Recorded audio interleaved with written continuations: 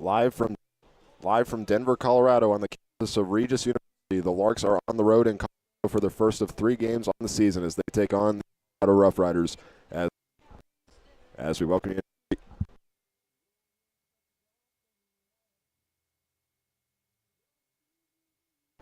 As we welcome you into the pregame show, my name is Hank Corsair, and tonight the Larks will play their first of 3 games in the state of Colorado, coming off of a big win against the Dodge City A's by a final score of 20-2, where the A's took the first lead of the game thanks to an RBI from a run from Jaden Moreno. But after that, the Larks took off, scoring 6 runs in the second inning and adding 14 more in the third inning, where every player scored at least once and went up to the plate at least twice, including 2 players that went up 3 times. And for the A's, it wasn't until they got down 15-1 that they made their first change on the mound. The second pitcher that they would send up would give up 5 runs and didn't record the final out, and they would bring in Carson Rep to do the final parts of that inning, and then the Larks held on for the lead for the rest of the game. The A's added 1 more run in the 6th inning, but in the end, the Larks won by a final score of 20-2. As we look back at some of the notable performances from that game, Lane Sparks scored 3 runs, including a 3-run home run, and overall in that game, with his 3 hits, he had 7 RBIs. Trent Baker scored a 2-run home run as well and had a double where he would eventually score another run. Jackson Babcock had a double with a run and an RBI. Garrett Gruhl got on base in his first 4 appearances. He scored 3 runs. LaRue had 3 runs scored as well as 2 home runs on the night, one for 2 runs and the other a 3-run home run. And Lorenzo Rios, he finished with 2 runs as well. And then Thomas Lissy had 3 runs and 2 hits, as well as 2 RBIs to go with it. And then Tabor Stokes finished with 2 runs and C.J. Reed with 1. And the pitching was done in that game by Nick Gray, who did the first 5 innings, only allowing 2 hits and 1 run for the A's and recording 6 strikeouts in that game. And for the final 2 innings, it was split between Adrian Nahar and Julio Ramos.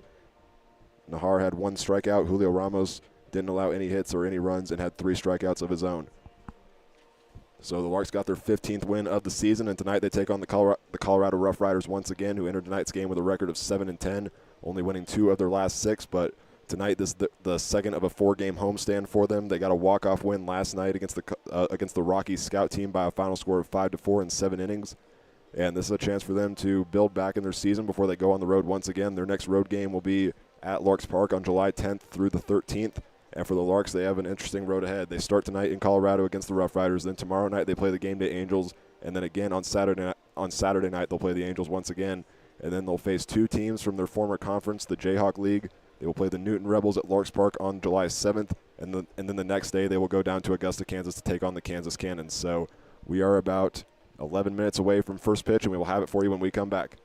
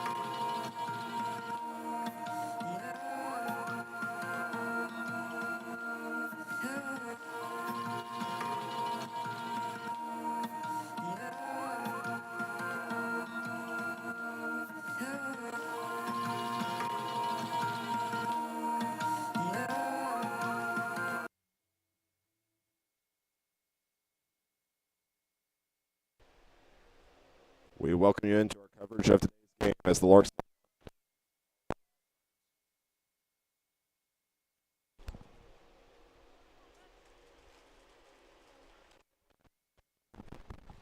as we get set for the first pitch. Coming up to the plate first for the Larks is number 12, Caleb Duncan, back into the lineup tonight, facing off against a new pitcher for the Colorado Roughriders. His first game with the team is number 15, Porter Pianillo, and the count will begin 1-0.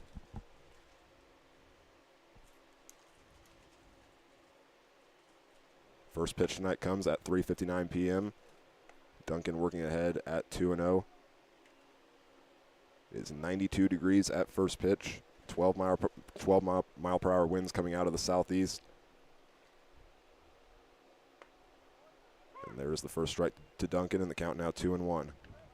Here's the rest of the Larks order after Duncan. On deck is Lane Sparks. In the hole is Jackson Babcock. Garrett Gruel's the designated hitter tonight, batting fourth. As that one's fouled off, the count now 2-2. After that, Dylan LaRue will be the fifth batter. Thomas Lissy batting sixth. And then rounding out the rest of the order for the Larks is Lorenzo Rios, Tabor Stokes, and C.J. Reed. 2-2 on the way from Pia-Neo.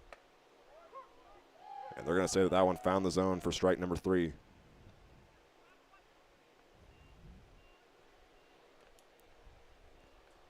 Pia-Neo in his first appearance with the Roughriders gets a strikeout. And now to bat for the Larks is Lane Sparks. Coming off a big game against the Dodge City A's, 3 for 5 in that game. Had 7 RBIs overall and 3 runs scored.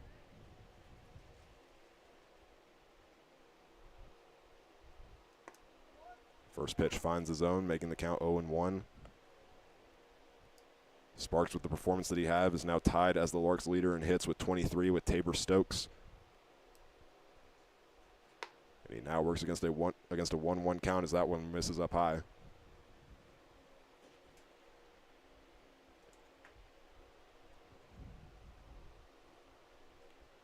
The next pitch on the way, curves outside, and that makes the count 2-1. Here is the defensive alignment tonight for the Roughriders. In left field is number 23, Hunter Stevens. Next to him is number 12, Cannon Frost. After that, it will be the right fielder, number 7, Jake Willerup. And we'll give you the infield in just a second. Missing the zone, Sparks gets ahead 3-1. At the corners, the Roughriders will have Merrick Shannon playing third base at first, and then at first is Mark Hamry. On the inside, playing second base is Aaron Kidd, and the shortstop tonight is Brett Atkinson. As on a 3-1 count there, Lane Sparks will head down to first base.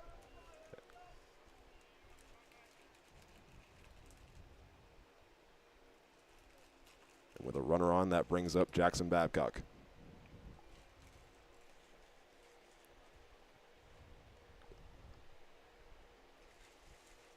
Working with a runner over at first base, Babcock has 8 RBIs and 6 runs in his last 4 games.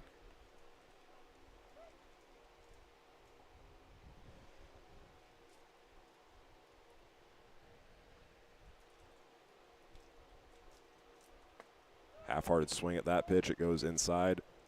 It was going to be a ball, but the field umpire said he went around. That makes the count 0-2.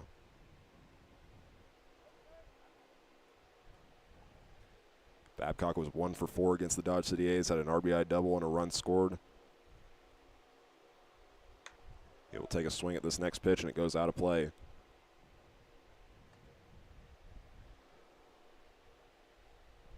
Babcock played this last season at Colorado School of Mines, and when the bus pulled in tonight, I had a chance to look at it. He played against the Regis Rangers, but he has not played on this field yet this season, as Regis is in the same conference as Colorado School of Mines. He'll take a swing at this one, and it'll land in front of the right fielder, and heading for third is Lane Sparks.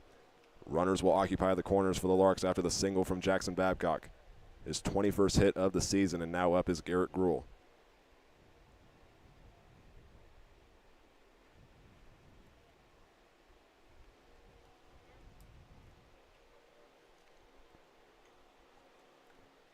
I mentioned in the pregame show, Gruhl got on base in all of his first 4 attempts against the A's. 2 singles, 2 walks, and 3 runs scored.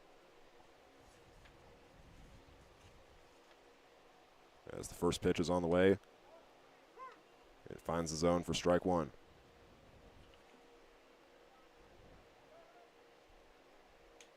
Gruhl leads the Larks in on-base percentage at .625. This is his 6th game of the season, as he joined late after playing in the NCAA baseball tournament with UTSA. That one missing outside makes the count 1-1.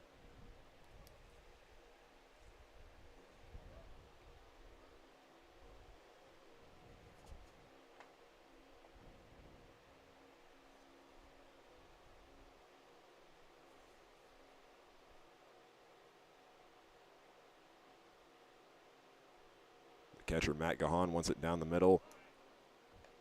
That will be called ball number 2, I believe, and they had a throwback to first base to Babcock, but he's back safely.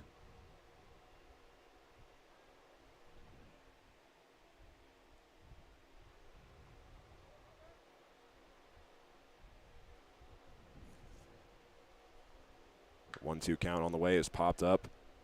Gahan will run after it near the Larks dugout, and this one will bounce out of play.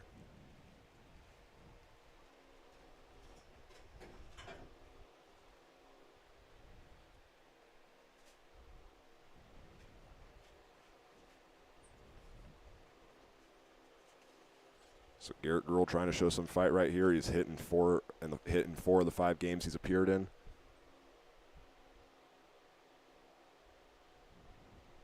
Working on a 1-2 count against the starter, Porter Pianillo, in his first game of the season with the Roughriders.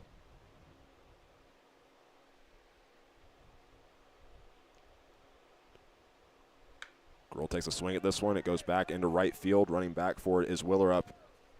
And he missed the catch. It landed right next to him. And that's going to score a run for the Larks as Lane Sparks crosses home plate from third.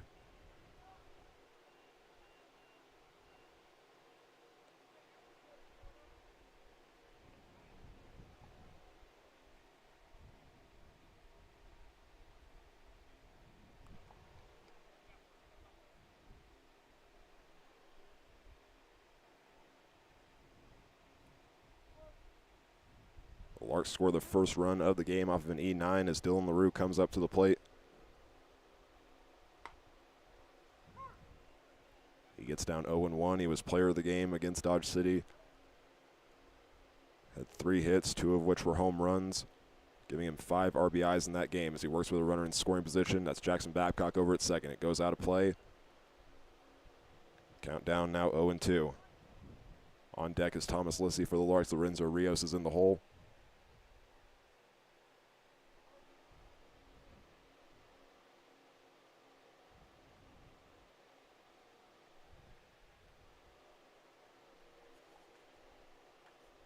Pianillo looks back at second as he delivers the pitch. This one a ground ball will be fielded by the first baseman Hamry as he tags first base. All runners will advance to second and third, but there's now 2 away.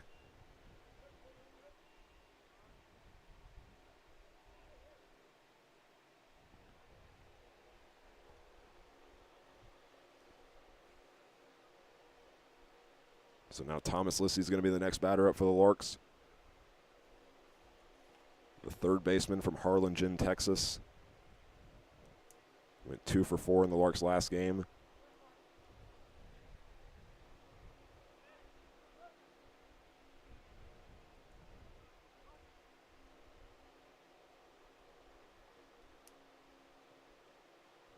The pitch on the way.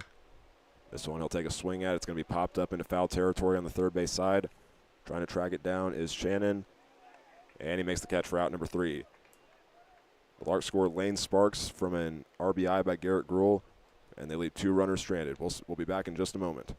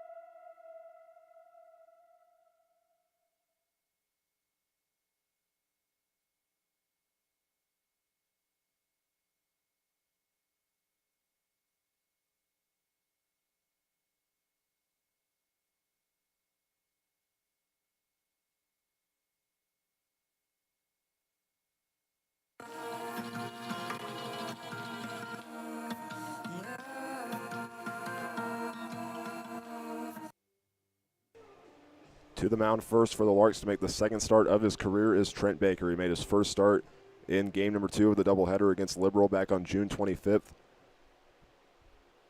And this will be his 6th game of the season. In his first 5, he's pitched 12 innings and has recorded 11 strikeouts on the year, holding his opponents to a 2.92 ERA and a 2.83 opponent batting average. He delivers the first pitch, and it finds the zone for strike 1 to the leadoff batter, the center fielder, Cannon Frost. Sophomore from USC Aiken.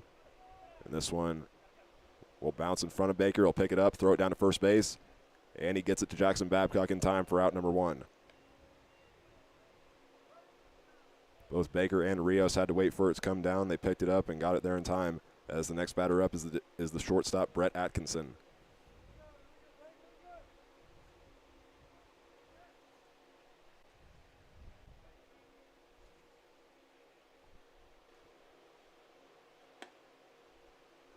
First pitch finds the low part of the zone for strike 1. After Atkinson, the rest of the Roughriders order looks like this. Jake Willerup is on deck. Batting 4th in the hole is Mark Hamry. 5th in the order is number 23, Hunter Stevens. Max Slavin batting 6th. And then number 25, Matt Gahan, will bat 7th. And the final 2 batters in the order are number 33, Aaron Kidd, and number 8, Merrick Shannon. 1-1 on the way from Baker. Hard hit ground ball goes past C.J. Reed.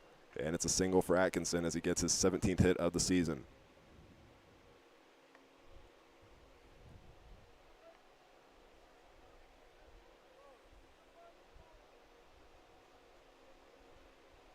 Next up for the Roughriders is number 7, Jake Willerup, playing right field tonight. Redshirt freshman from Gilbert, Arizona. Played this last season at the JUCO level in his hometown at Chandler Gilbert Community College. He starts down 0-1. We'll take a look at the Larks defensive alignment tonight. Dylan LaRue, Caleb Duncan, and Lane Sparks are in the outfield from left to right. And this one, a fly ball into center field. Caleb Duncan running after it, and he's able to make the catch for out number 2. Duncan had to sprint to track it down, but he's able to make the grab. There's 2 away. As next up is number 32, Mark Hamry.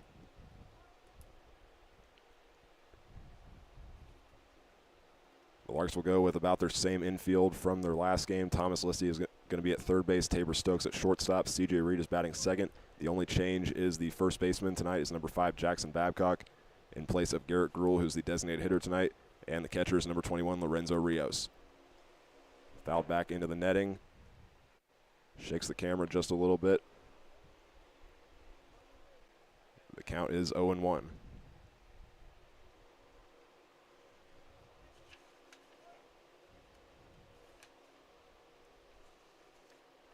Baker delivers the next pitch. This one, a line drive, goes out of play, and now Hamry has to fight back on an 0-2 count. Trying to put some power behind the ball as the team leader for the Roughriders in slugging percentage at .655. Playing in his 9th game of the season. He's also one of 18 players for the Roughriders that's from Colorado. He's originally from Arvada. And this last season he played at Scottsdale Community College as he gets the first ball there to make the count 1-2.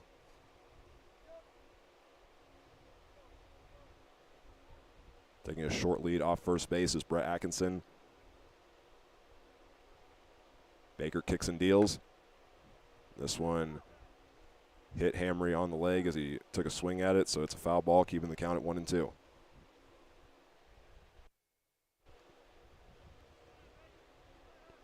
On deck for the Roughriders is Hunter Stevens. Max Slavin, the designated hitter, is in the hole. As Mark Hamry steps back into the batter's box. This one will be a fly ball. Running for it is Caleb Duncan in left center field, and he's able to make the grab for out number 3. After the Roughriders had one guy out, they were able to get a single from Brett Atkinson, but he's left stranded at first base as 2 outs follow. And the Larks will have the bottom third of their order when we come back.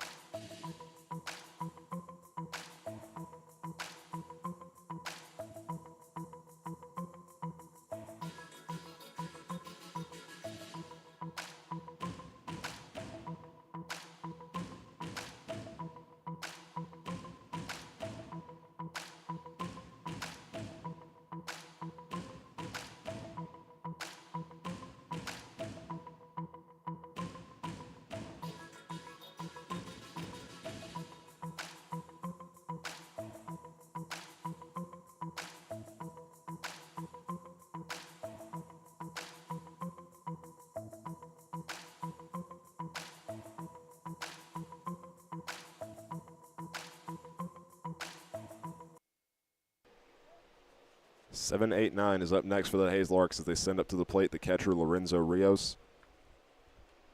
Still facing off against the starter Porter Pianillo. First pitch on the way. This one a fly ball into shallow center field, and it's the second baseman Aaron Kidd that tracks it down for out number 1.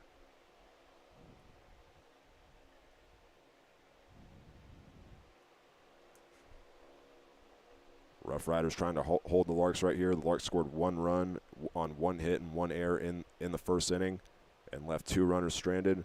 But with 1 away, Tabor Stokes now comes up to the plate.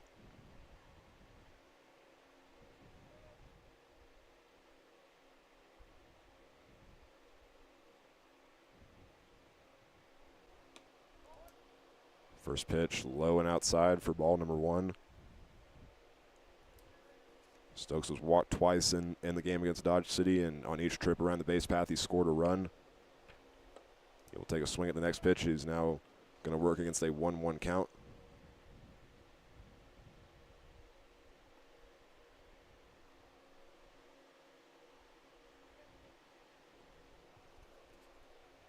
He'll take a swing at this next one. It goes behind the press box, and it moves the count to 1-2.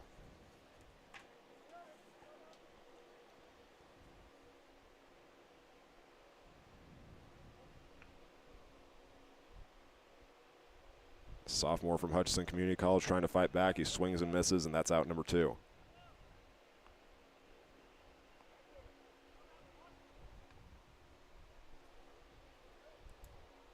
So the Roughriders looking for a 3-up, 3-down inning after facing 6 batters in the first inning, as the next batter up is C.J. Reed.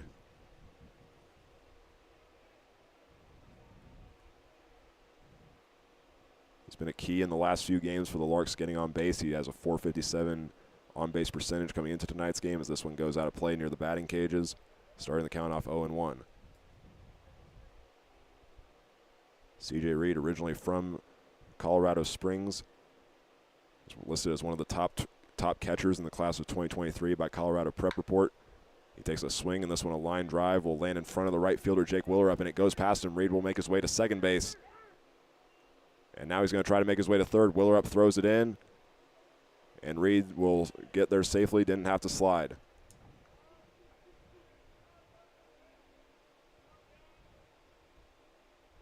It was a good hit by Reed, able to capitalize off the mistake by the right fielder Jake Willerup. And now the Larks are back to the top of their order with Caleb Duncan.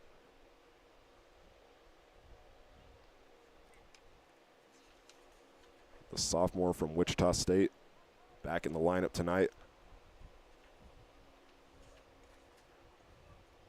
This is his 10th game of the season. He will start in the count 0-1 for his second at-bat.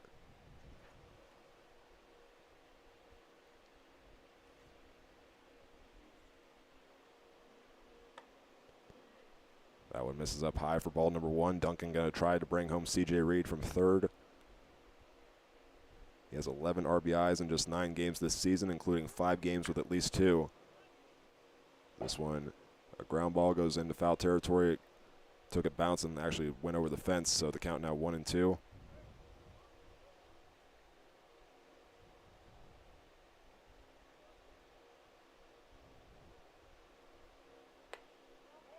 Next pitch just misses on the outside for ball number 2.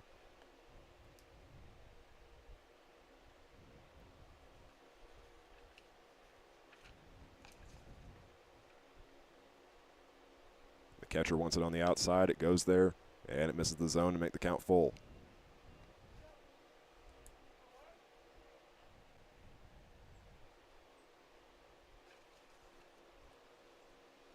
A ball or a hit can get Duncan on base, but a strike will end the inning. Pianillo delivers the pitch, and it's on the inside part of the plate for ball number 4.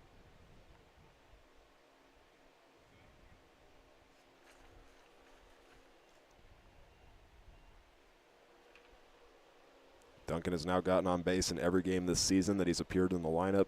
For the first game, he was listed as a courtesy runner, and since then he's been a huge star in Hays, Kansas, as Lane Sparks comes up to the plate next. He will foul this one back and out of play, starting the count off 0-1. Sparks was walked on a 3-1 count in the first inning, brought home by an E9 RBI RBI from Garrett Gruhl.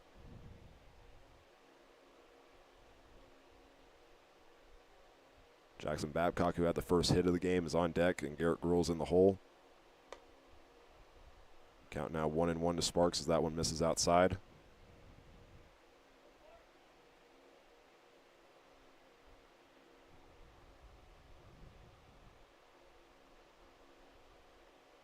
Sparks takes a swing at the next pitch. He's now down 1-2 in the count.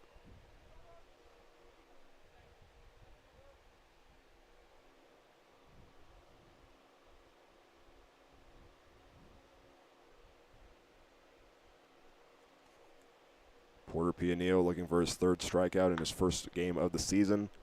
This one grounded to the second baseman, Aaron Kidd, throws down to first base. That is out number 3.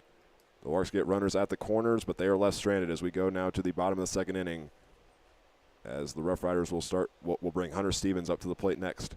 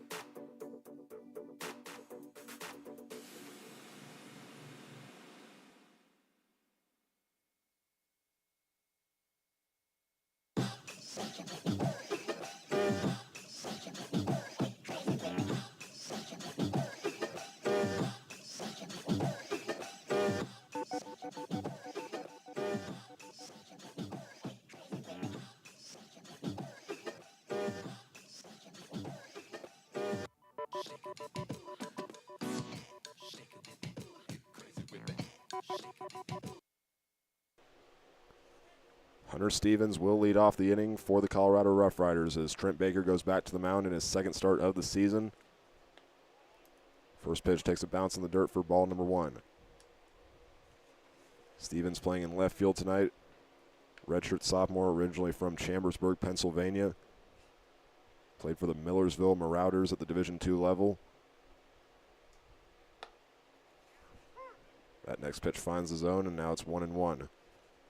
In that first inning for the Roughriders, they were able to get a guy on base with Brett Atkinson hitting a single, and then they put the ball in play 3 other times, but all those ended up being outs as this one goes off of the glove of Tabor Stokes. And Hunter Stevens will occupy first base. Takes a short lead off of it, but will stay put. And now that brings up the designated hitter for the Roughriders, Max Slavin.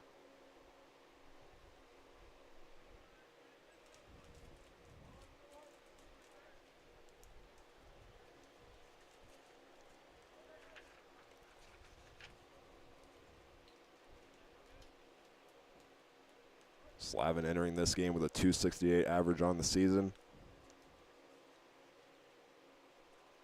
In the final game of that 2-game series between the Larks and the Roughriders, he was 5th in the order playing first base. And now tonight he is batting 6th.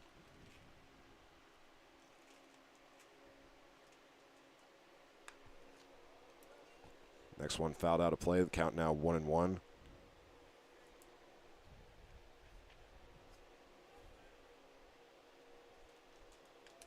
Slavin is from the city in Colorado where the Larks will be tomorrow. He's from Parker. As a sophomore from Gateway Community College. He's now down 1-2 in the count.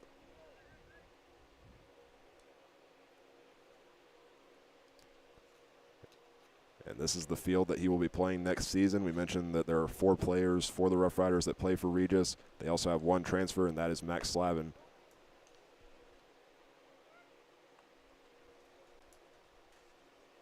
Count now stands at 2-2 to the designated hitter.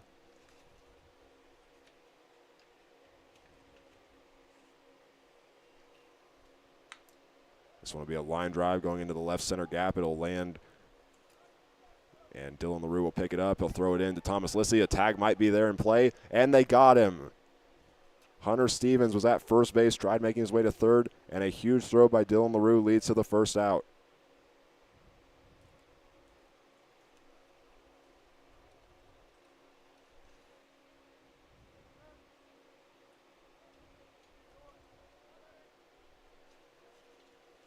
So Max Slavin with the double will occupy second base with one out, as the next batter up is the catcher, Matt Gahan.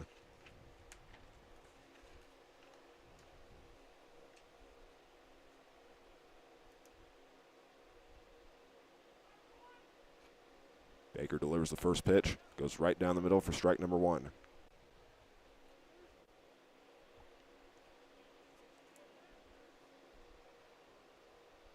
Gahan, a freshman catcher from Scottsdale, Arizona. Played in 4 games this last season at Regis, finishing with a .286 average. He's now down 0-2 in the count.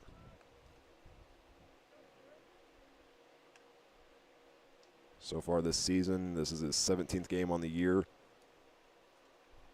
And he has a .220 average with the Roughriders. He's also pitched 1 game as well where he went 3 innings. That one gets into the lower part of the zone, and another strikeout, or correction, the first strikeout of the game for Trent Baker. They caught the lower part of the zone, and with 2 away, that brings up the second baseman, Aaron Kidd.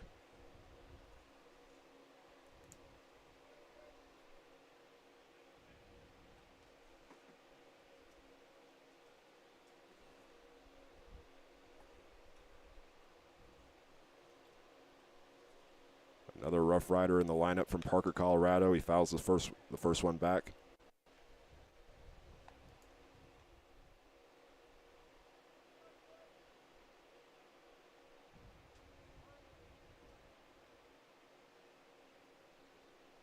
He's played in 16 games over these last 2 seasons here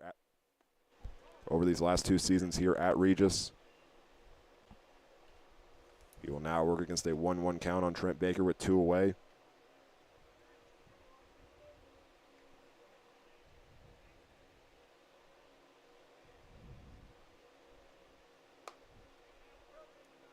Baker now ahead 1-2, able to get in the high part of the zone.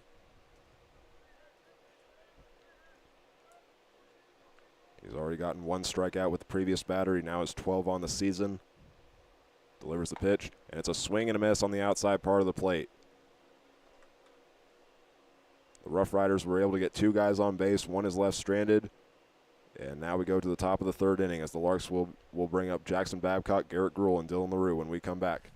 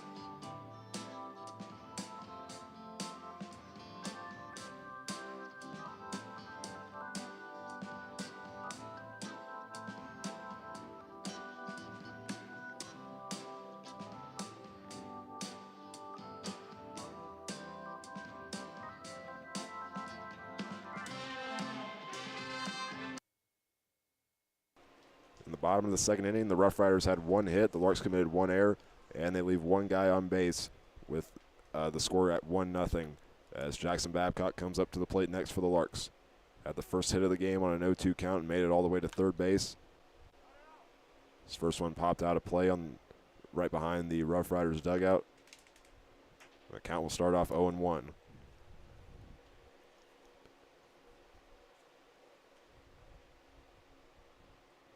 Mentioned Babcock played at Colorado School of Mines this last season. I believe they played 4 games against Regis, but those were all at the home of the Ore Diggers, so this is his first time playing on this field of their RMAC rival.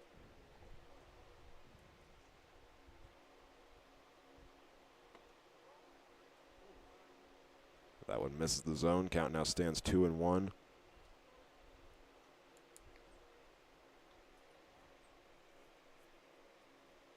Babcock entered this game with a .339 average. He already has 1 hit tonight. Missing outside, he's going to be ahead 3-1 in the count.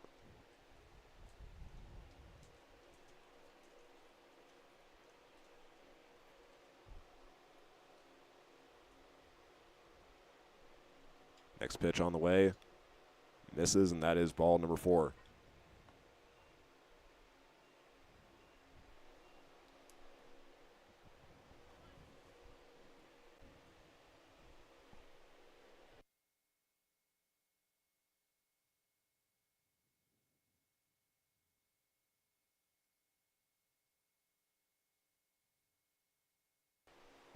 So next up for the Larks is the designated hitter, Garrett Gruhl, that brought home the first run of the game for Lane Sparks on an error by the right fielder.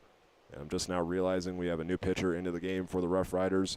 It is number 5, Sam Fisher, sophomore from Frederick, Colorado.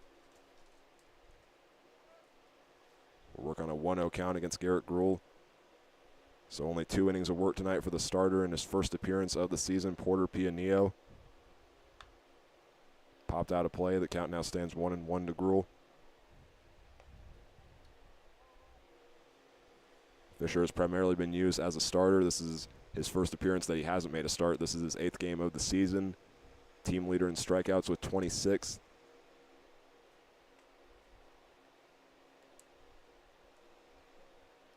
He'll deliver the pitch. Takes a bounce in the dirt for ball number 2 to tie the count up. This last season he played at Trinidad State, where he made 26 appearances. He's made 26 appearances in his career with a 5-6 record and over 90 innings pitched. Gruhl will take a swing at this one. Pop fly, running back for it is the second baseman Kidd, and he makes the grab.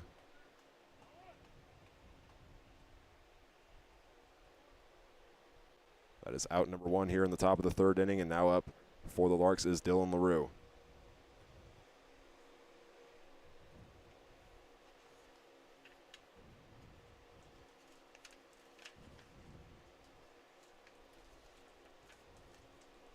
Was able to work against an 0-2 count in his previous at-bat.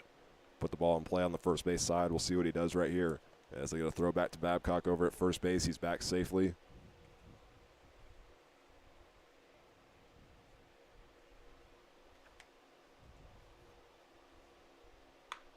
A line drive. It goes over the head of the shortstop, and the center fielder tracking it down is Frost. Babcock will make his way over to third base, and Frost, I don't think, had control of the ball right away. It took him a minute to throw it in. But once again, for the Larks, runners will occupy the corners, as next up is Thomas Lissy.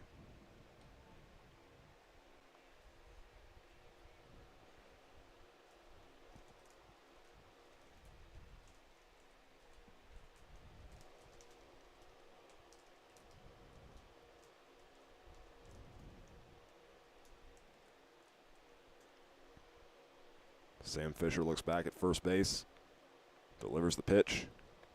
And this one's going to get away from the catcher, and Babcock will score the second run of the game for the Larks.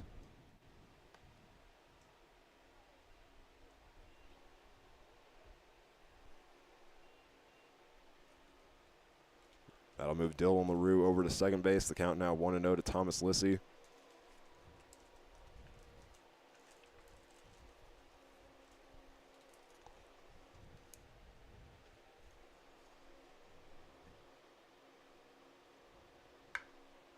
This one hit high into the air.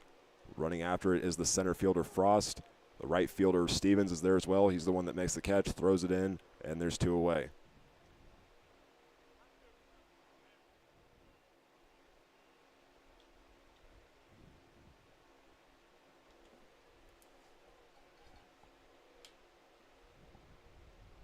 Larks working with 2 outs and 1 run scored this inning as they bring up Lorenzo Rios, who was the leadoff batter in the previous inning.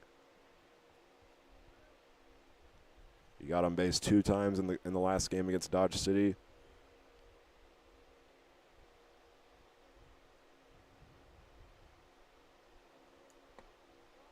First pitch goes down low for ball number 1.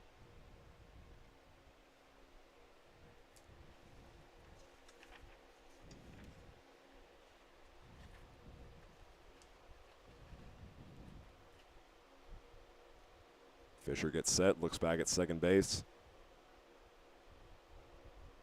He kicks and deals. And this one goes off of the glove of the catcher. And once again, without the ball going in play, LaRue will advance a base. He now stands at third after 2 pass balls.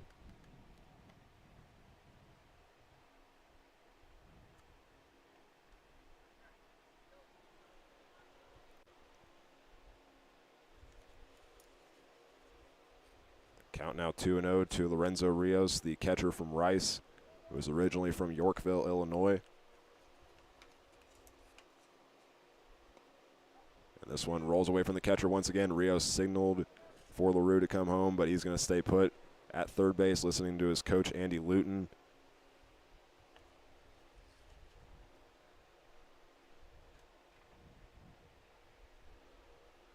But either way, Rios now 3-0 in the count.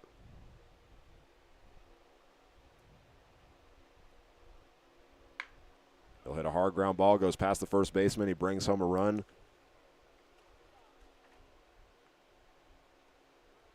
And it's a 3-0 Larks lead.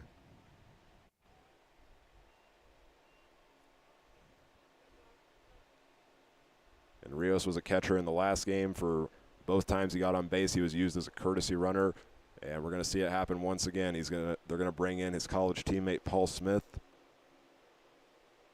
who's played all 3 years at Rice and is from Flower Mound, Texas.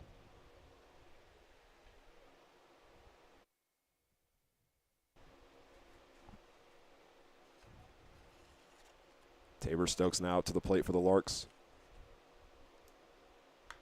He'll take a swing at this first pitch. It goes out of play, starting the count off 0-1.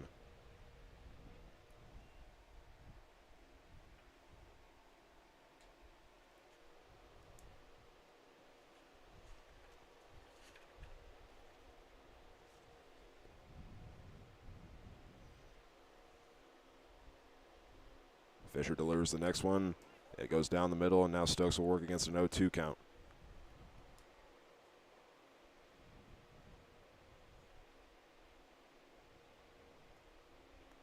He's gotten a hit in 13 of the 18 games that he's appeared in this season. Looking for one right here as he's down 0-2 with 2 outs. Down low and outside, that's going to be ball number 1.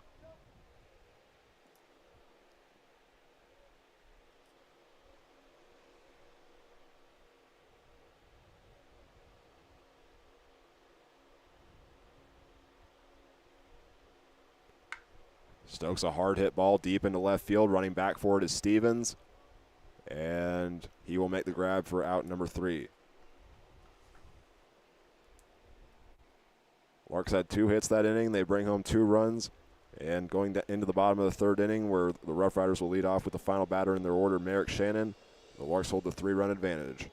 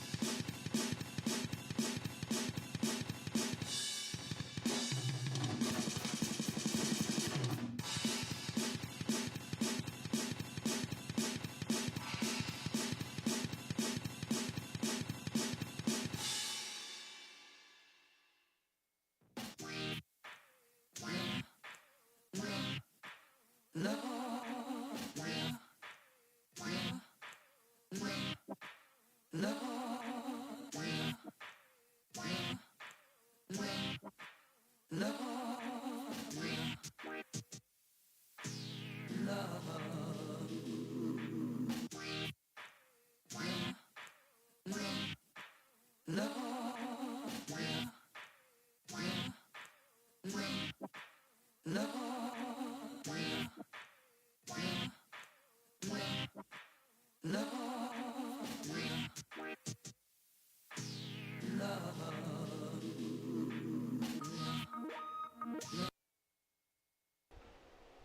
Baker goes back to the mound for a third inning of work as the Larks hold on to a 3-0 lead over the Roughriders. Has done very well so far, holding the Roughriders to 2 hits and no runs. And got his first 2 strikeouts of the game for the final 2 outs. For the final 2 outs of the last inning. He will start 1-0 in the count against the final batter in the order for the Roughriders. That's Merrick Shannon, another player for Colorado from USC Aiken. He gets ahead 2-0 in the count. Playing third base tonight. In the most recent game between the Larks and the Roughriders, he played second, and he's once again batting last in the order as he gets a hit to the outfield. It's thrown in by Lane Sparks, and they got the leadoff guy on base for the second inning in a row.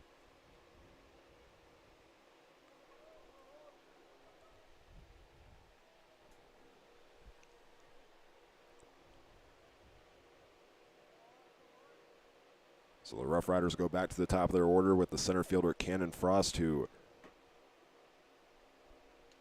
had a ground out in his first appearance to Trent Baker. It took a hard bounce in front of the plate. Baker ran up for it, waited for it to come down, and threw it down to first base. This one will get past the gap between Lissy and Stokes. And with no outs, the Roughriders have runners at first and second base.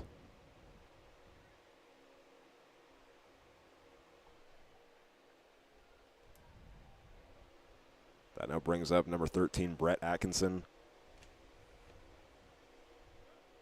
He had the first hit of the game back in the first inning. Got the single on a 1-1 count, but would be left stranded at first. He shows bunt, pulls back, and now throw down to second base. Stokes made the catch, but Merrick Shannon slides back safely.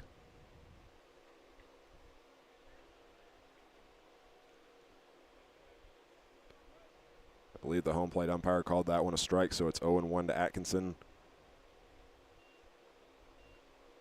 Graduate transfer from San Antonio, Texas. He will show bunt, and it's going to be picked up by Lorenzo Rios. He waved off Trent Baker, who tried to pick it up as well, and the throw is down to first base in time for out number 1, but now the Roughriders have 2 runners in scoring position.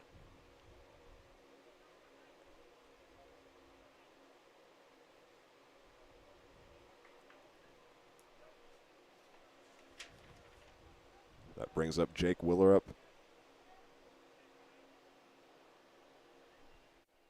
He had a fly out to center field in his first appearance.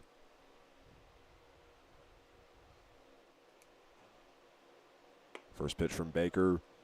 Just misses the low outside part of the plate. And it's 1-0 in the count. Willerup enters this game team leader in hits and RBIs. He's got 2 runners in scoring position, looking to add some more to his season totals. He's got 26 coming into tonight's game. Fouls the next pitch off, makes the count 1-1.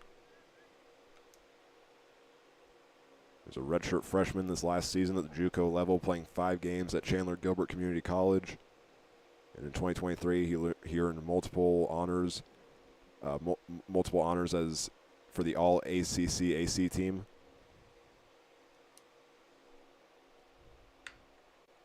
This one popped up, goes into right field. Lane Sparks will make the catch. And he throws it into Lorenzo Rios. What a throw. It looked like Merrick Shannon was loading his back leg up to take off from third base. But with that throw, he stays put, and there's now 2 away.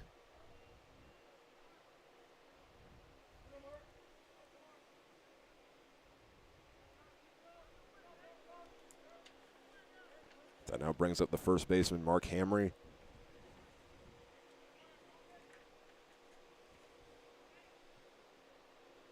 He's the slugging percentage leader for the Roughriders, looking for a big hit right here to bring those 2 runners home. So far, the Roughriders, although they've trailed the entire game, they've done what they had to compete with the Larks.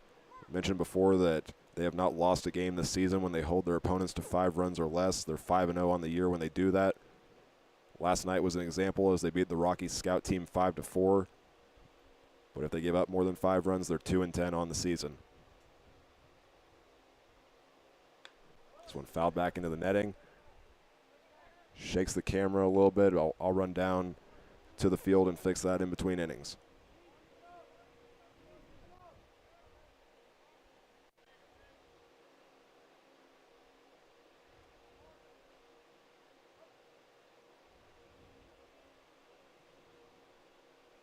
Hamry was the final out in the first inning, looking to keep the third inning alive right here.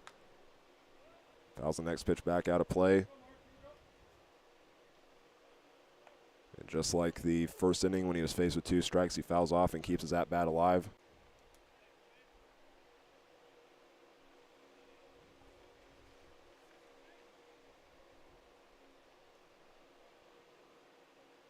Baker taking his time. He ended the last inning with a strikeout. This one will be popped up. Rios and Lissy will run after it towards the Roughriders dugout. And it lands behind the dugout as the count now stands 0-2 with the 5th pitch of the at-bat coming up next.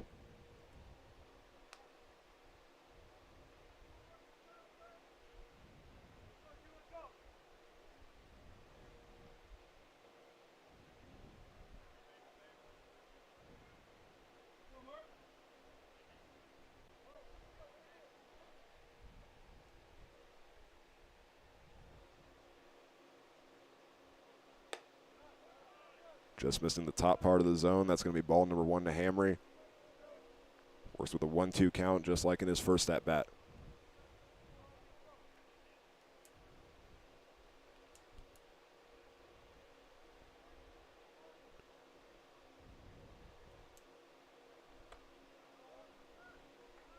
Hamry watches the next pitch go by. It's now 2-2. After he was faced with an 0-2 count to start.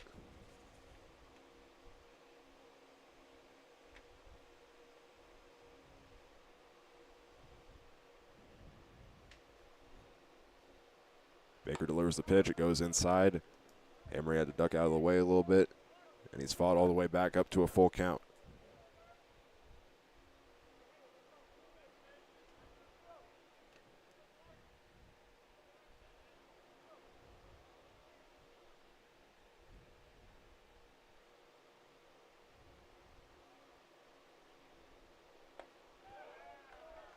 A little too low in the zone, and the inning's going to stay alive for the Roughriders, as they will have the bases loaded.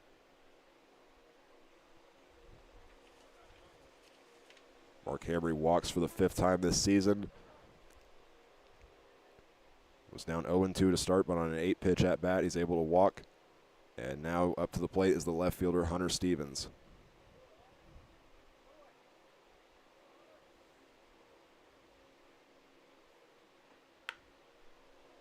Hard swing at this one. It goes down the third base line, foul. Starting the count 0-1.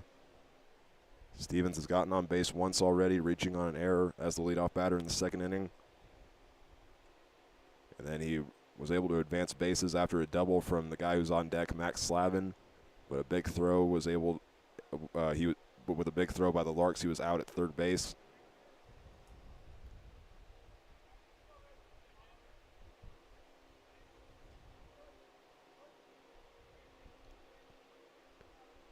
Baker taking his time. Sets his stance.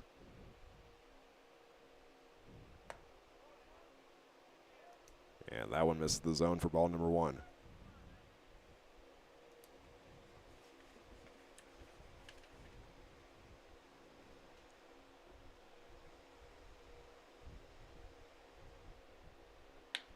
Now this one, a line drive, will land in front of Dylan LaRue. He will throw it in home and to the Rios, and it goes off his glove. And 2 runs are going to score on that play for the Roughriders. As advancing to third is Mark Hamry, and stopping at second after the double is Hunter Stevens.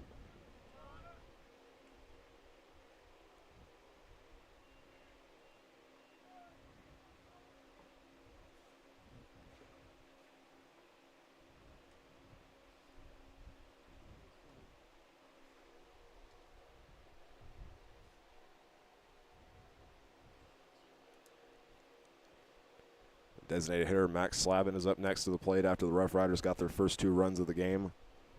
Slavin had that double, which we mentioned Hunter Stevens got out on.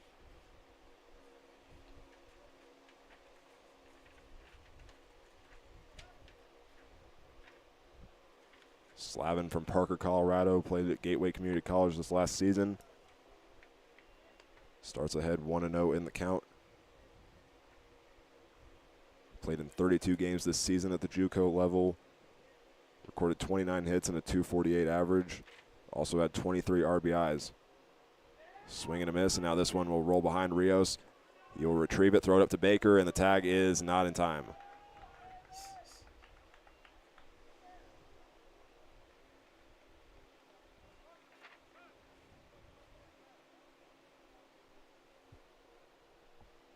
So Mark Hamry scores on the pass ball. Hunter Stevens will now occupy third base.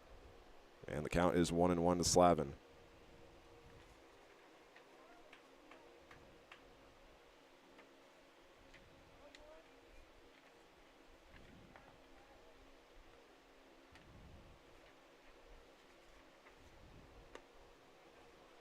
Swing and a miss moves the count to 1-2.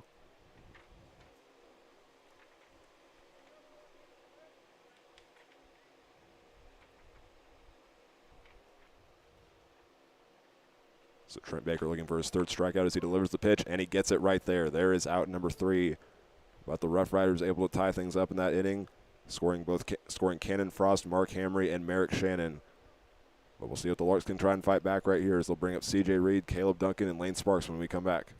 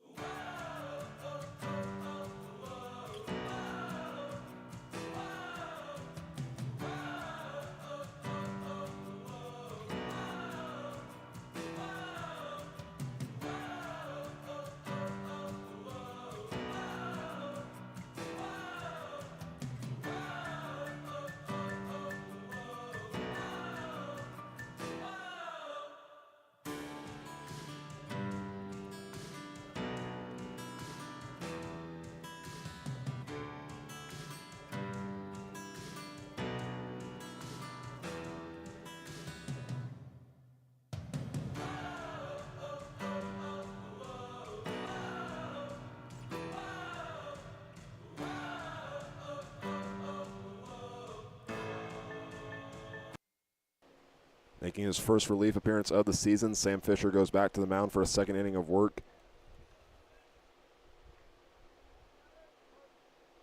As the sophomore playing second base tonight, C.J. Reed, who's originally from Colorado Springs, comes up to the plate. The count will begin 0-1. The Larks' first inning, when they faced Sam Fisher, they were able to score 2 runs on 2 hits and just leave 1 stranded. This one a hard hit ground ball, lands in the glove of Kidd, and he throws down to Hamry over at first base for out number 1. That'll bring the Larks back to the top of their order for the 3rd time tonight, as that now brings up the center fielder Caleb Duncan.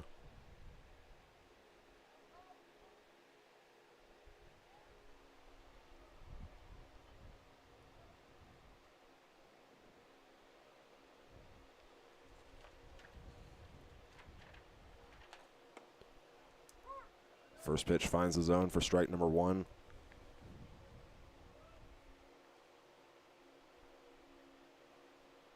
Duncan making his 39th plate appearance of the season. He will pop this one up. Going towards the foul line. Jake Willer up, the right fielder, runs after it. He's unable to make the catch in time. Moves the count to 0-2.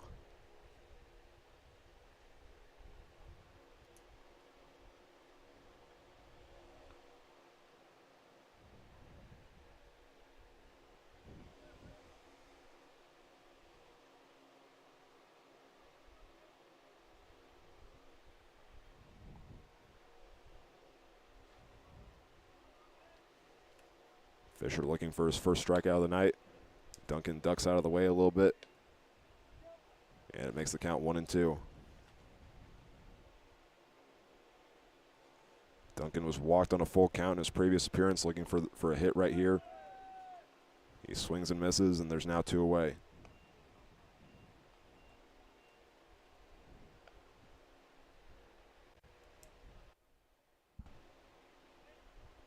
Next up for the Larks is the right fielder, Lane Sparks. Scored 4 runs in the last 2 games now because he scored the first one from an RBI after being walked. This one will go into center field, tracked down by Frost, and that is 3 away. Larks go 3 up, 3 down that inning, and now for the Roughriders, they will be back to the final 3 batters in their order when we come back.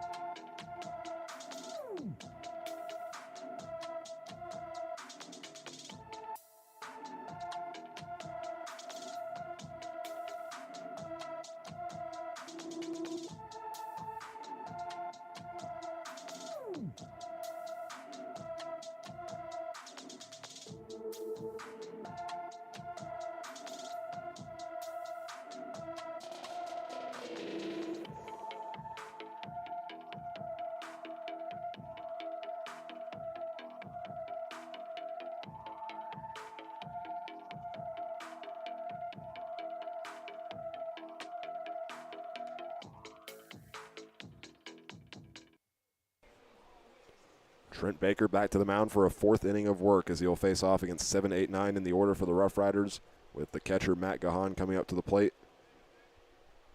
It'll be interesting to see how much longer Baker goes. This is his 2nd start of the season. His first one was the 2nd game of the doubleheader against Liberal. Looking back on that game, he pitched the first 5 innings, so it's not surprising to see him go as long as he has tonight. With a lot of Larks pitchers this year for their start, we've seen them go 3 or 4 innings of work before they make the change. Right now I can see Dalton Campbell in the bullpen in the top half of the 4th inning. The Larks also sent one of their newest players, Ryan Hanks, into the bullpen, so we'll keep an eye on that for the coming innings. It's a 1-2 count to Matt Gahan. Struck out looking against Baker in his previous appearance. He now works on a 2-2 count.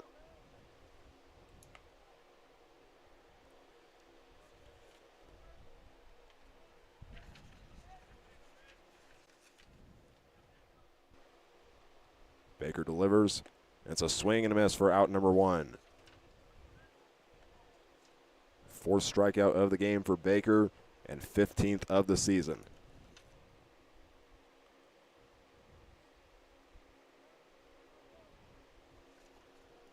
That now brings up the 2nd baseman, Aaron Kidd. Playing his 12th game of the season for the Roughriders. Rios tried to frame that pitch. It just misses the zone. The count 1-0. Merrick Shannon's the final batter in the order. He's on deck. 1-0 on the way from Baker. That one able to catch the outside part of the plate for strike number 1. Aaron Kidd, we said he is one of the 4 players from Regis for the Roughriders. He's played in 16 games over a span of 2 seasons. Holding a .235 career batting average. He's originally from Parker, Colorado, where he was a 2-time All-State and All-Conference selection in his high school days, and now he's going to work on a 2-2 count.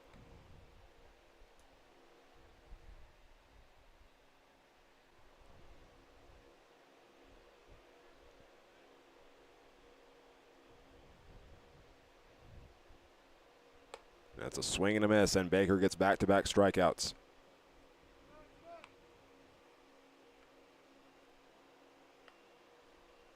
He did the same thing with the 7-8 batters the first time around. Those were for the final 2 outs of the second inning. This time it's for the first 2 outs of the fourth inning as Merrick Shannon comes up to the plate next.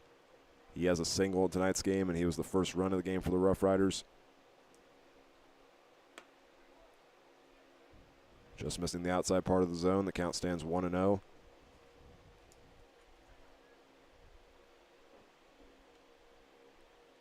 Shannon joins the Roughriders after redshirting this last season at USC Aiken.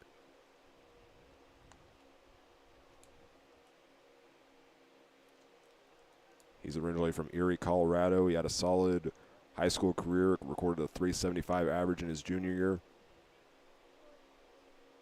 Count now at 2-1.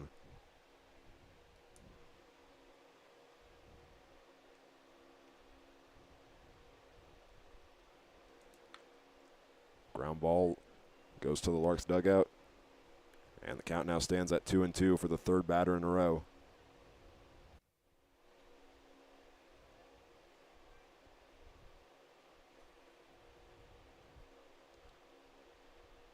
Baker delivers.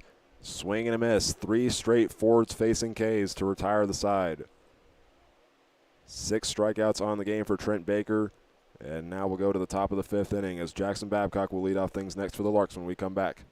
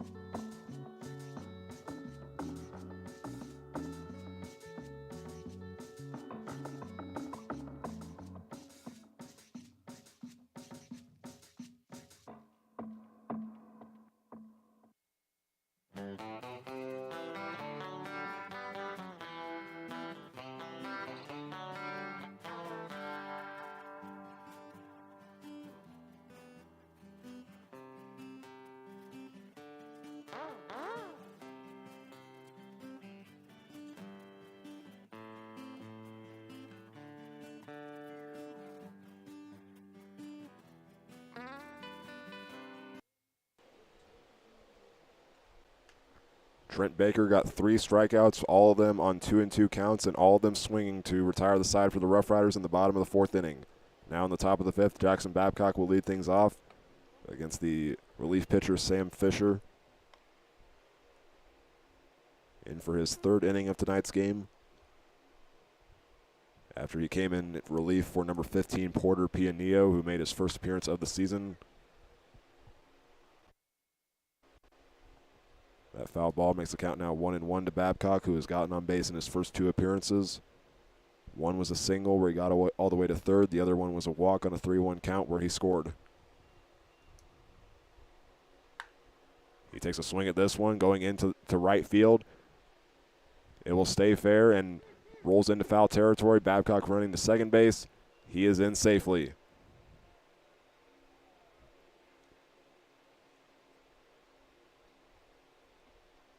Second hit of the game for the first baseman. First one was a single. This one is a double.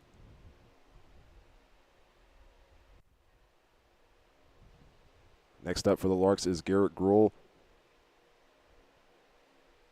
And we'll take this time to reveal tonight's trivia question for the fans that want to play along. The question is, what is the name of the Larks color commentator this season? Is it Ken Winholtz, Nick Helgett, Eli Blankenship, or Caden Moore? That answer will be revealed in the bottom half of the 5th inning. As Garrett Gruhl's first pitch goes on the outside. Goes on the outside for ball number 1.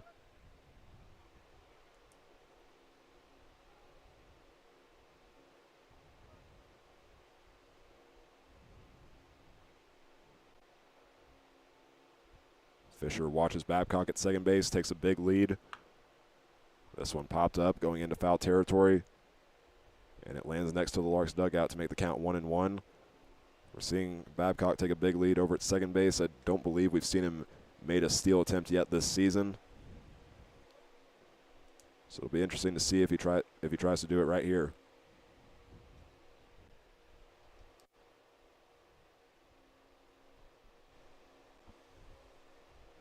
Fisher's pitch is on the way. A line drive by Garrett Gruhl, and this one's going to land, and it's going to bring a run home all the way to the wall. And Jackson Babcock jogs into home plate on an RBI double by Garrett Gruhl, his second RBI of the game.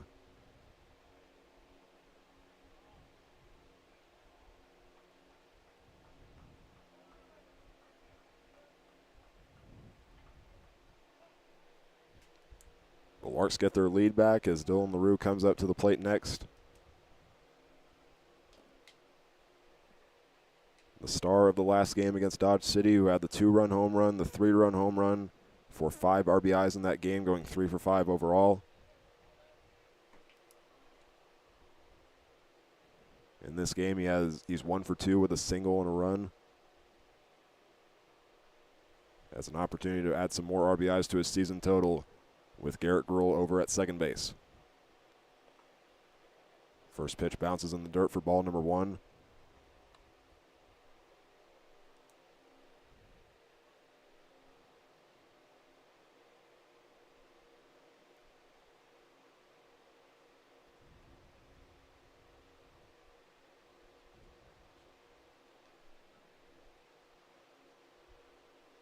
LaRue takes a swing at this next pitch, and it goes foul, moving the count to 1-1.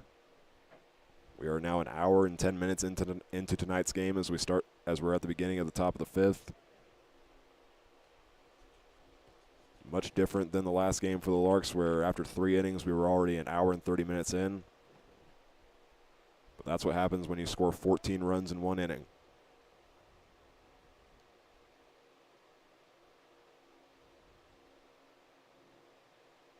Fisher started to wind up, look back at Garrett Gruhl, and will reset.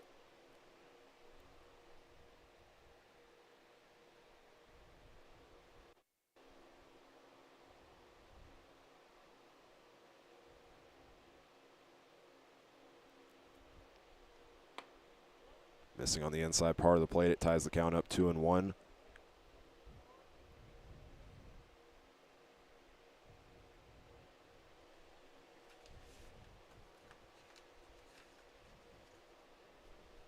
LaRue looking for a hit right here to get his 6th multi-hit game on the season. He enters tonight with 5, including 3 in just the last week alone. After swinging and missing, he now faces a 2-2 count.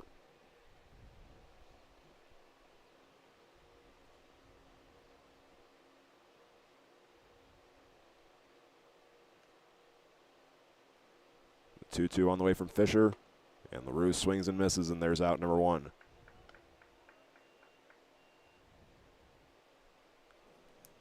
Thomas Lissy is up next for the Larks. We'll pull up the trivia question once again for the people that want to play along with it. The question is, what is the name of the Larks color commentator this season? Is it Ken Winholtz, Nick Helgett, Eli Blankenship, or Caden Moore? Again, that answer will be revealed in the bottom half of the 5th inning. And we're also going to see our first mound meeting of the day right here as the Roughriders head coach makes his way out to the mound for a short meeting with Sam Fisher. So we'll step away for a moment as they talk things over.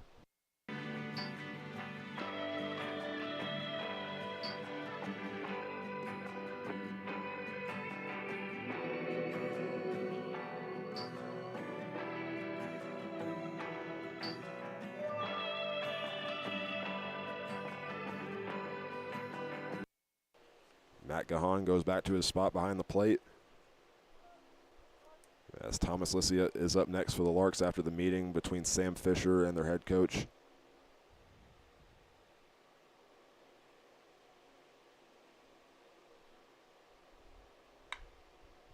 This one, a fly ball, goes into left field. Hunter Stevens backpedaling for it. He makes the grab. That is out number 2.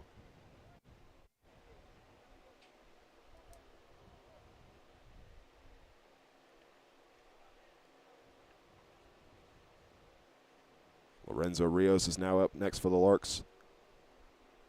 1 for 2 with an RBI single in his last at-bat.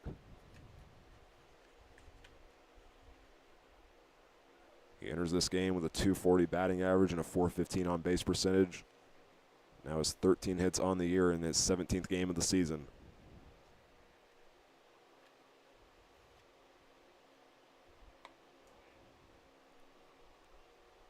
Count begins 1-0 to Rios.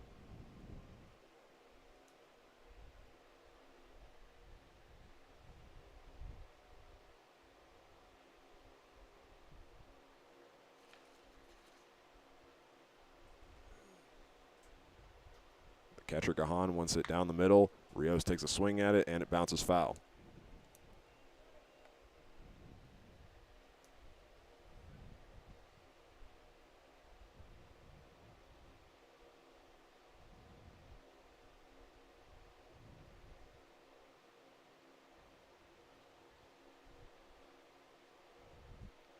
One and one with 2 away. The Larks got their first 2 batters on base.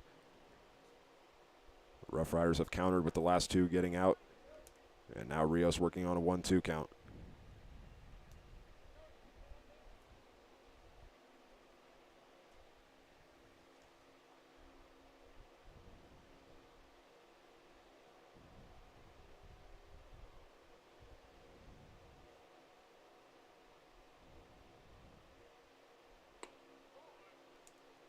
Missing down low. That's ball number 2 to Lorenzo Rios.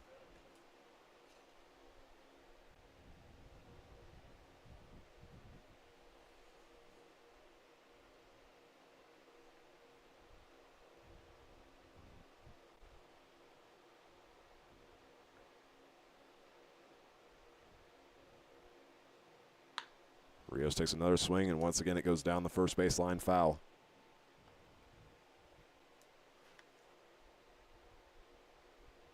Trying to stay alive. This is the biggest fight he's had to put up at it with an at-bat tonight. He took a swing in his first at-bat on the first pitch, put the ball in play, and then after that, with a 3-0 count, he had the RBI single. And now he's going to work with a full count as that one curved outside.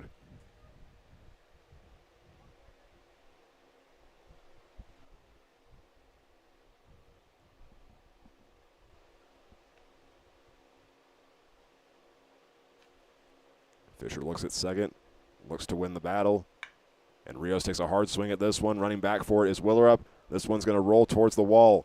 Rios rounding first base. Gruhl just jogs into home plate.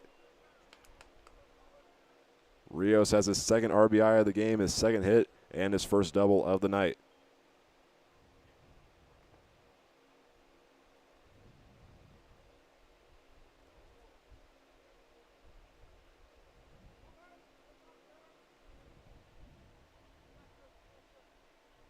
And just like the first time he got on base, a courtesy runner is coming in. It's his college teammate, Paul Smith.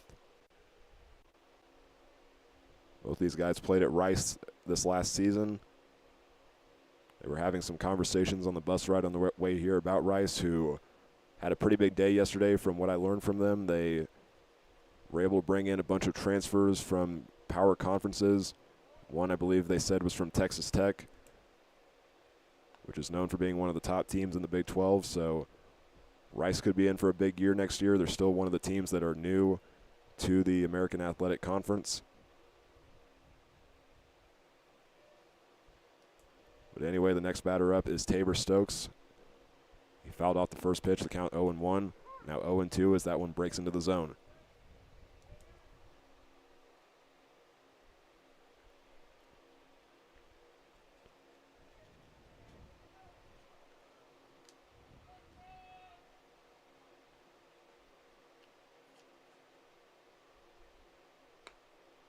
There's the first ball as it goes on the outside part of the plate.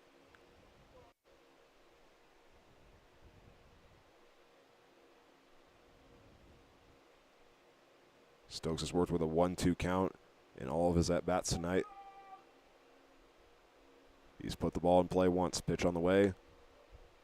Takes a bounce. Now 2-2 and a throw back to second base. And Paul Smith is sliding back safely. Smith was just left stranded in the first inning after Rios had that RBI. So we'll see if he can advance bases right here.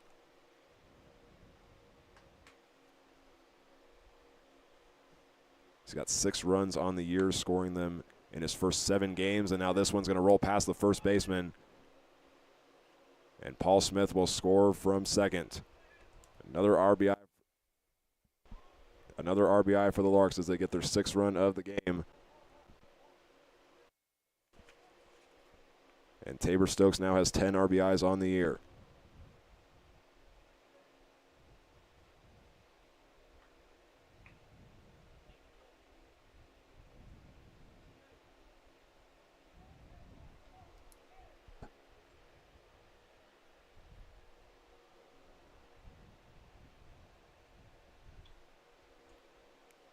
The final batter in the order, C.J. Reed, is up next. This one will be a throw down to second base, and Stokes able to slide in safely as that one got away from the shortstop, Brett Atkinson, who probably would have had the chance to make the tag. It just got away from him.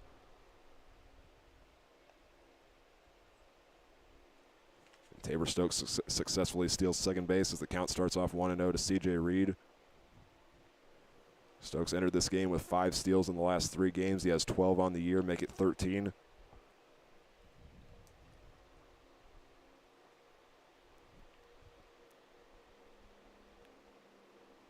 Fisher delivers a fly ball, another one into the left center gap, and this one's going to roll toward the wall. A second extra base hit of the game for C.J. Reed as he brings home his fellow Hutchinson Blue Dragon, Tabor Stokes, home.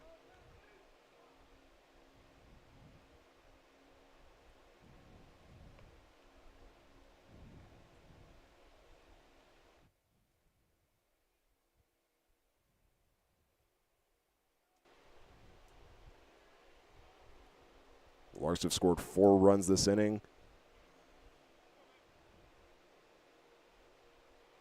3 of them have come with 2 outs on the scoreboard, so they got a rally going right here as they're back to the top of their order with Caleb Duncan.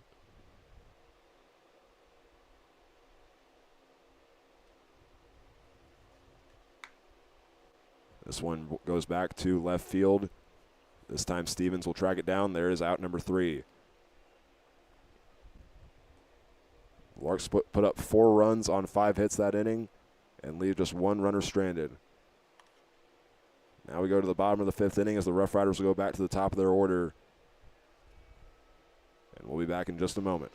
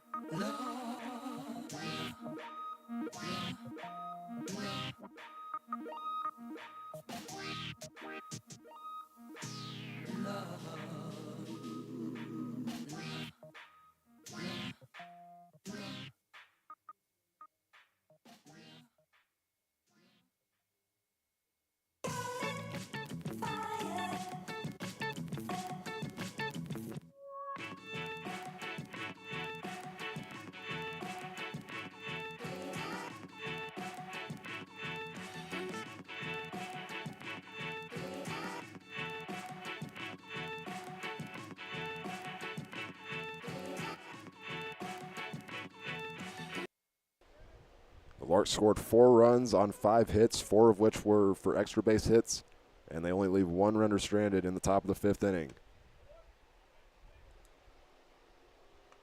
Trent Baker goes back to the mound for a 5th inning of work, just like in his first appearance as a starter. Going up against the top of the order with Cannon Frost up to the plate.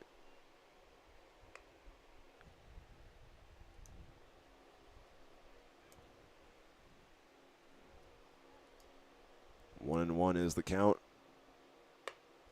And that one goes high and outside to even it up at 2-1.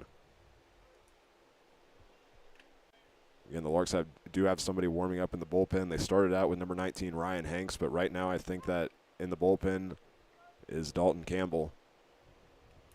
So we'll see how much longer Keith Harbour decides to keep Trent Baker in as he walks Cannon Frost as he gets on base for the second time tonight. That'll now bring up the shortstop, Brett Atkinson.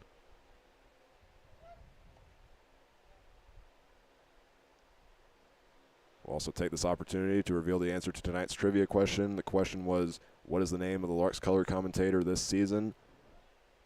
And I can see Nicole Corsair got her answer in right at the start of this inning. And that is correct. It is Eli Blankenship, who is the Larks color commentator this season.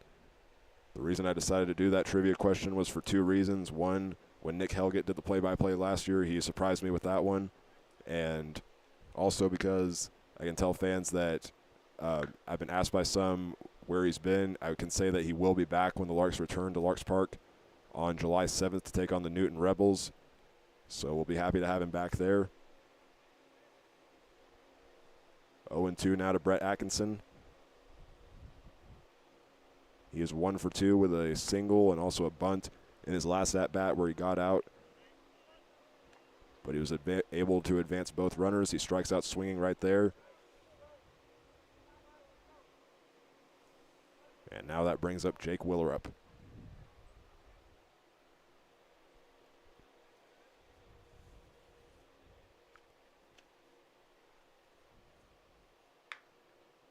We'll take a swing at this one. It lands behind second base as Caleb Duncan runs up to pick it up. It advances Frost to second and puts Willerup on first base for the first time tonight.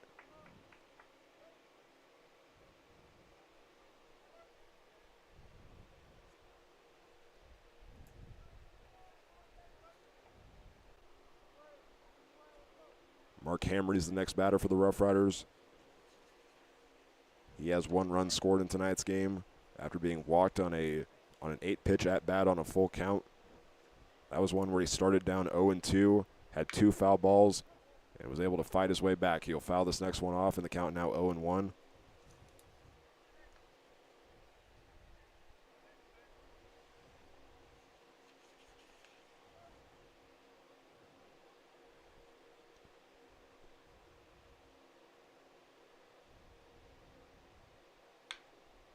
Ground ball, running for it is Reed. It gets past him. That one will be listed as a hit. Lane Sparks throws it into home. Rios makes the grab but wasn't able to turn in time to make the tag. And Cannon Frost scores.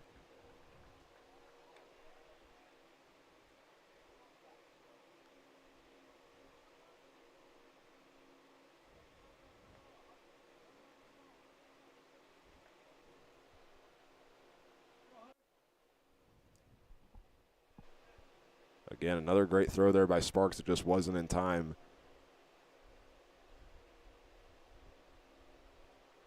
Now up to bat is Hunter Stevens.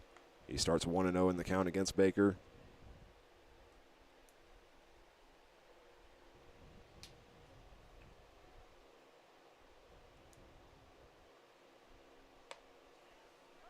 That one goes down the middle for the first strike on Stevens. He's gotten on base twice tonight. He entered as the leader for the Roughriders in on-base percentage at .609. He'll take a swing at that one, going foul. The count is now 1-2.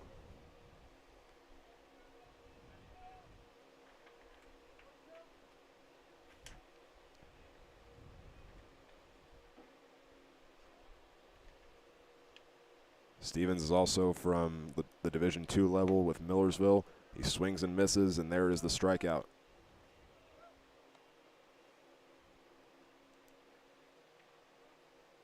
Trent Baker now has 8 on the night and 2 this inning, as that brings up the designated hitter, Max Slavin. Pitching has been the key for the Larks for their wins against the Roughriders. As we take a look back at those first 2 games, the Larks won the first one 14-4 and the second one 18-3.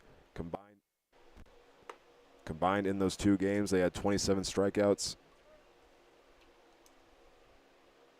And tonight, Trent Baker alone has 8. He starts ahead in the count 0-1 against Slavin.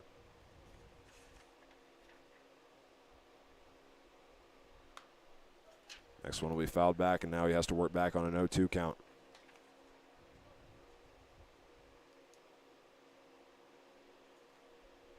Slavin 1 for 2 so far. He's been struck out once looking. The other appearance for him was a double on a 2-2 count. Baker delivers, and it finds the zone for the 3rd strikeout of the inning to retire the side. 2 innings in a row with 3 strikeouts in each for Trent Baker. We go now to the top of the 6th inning, where Lane Sparks will lead things off for the Larks when we come back.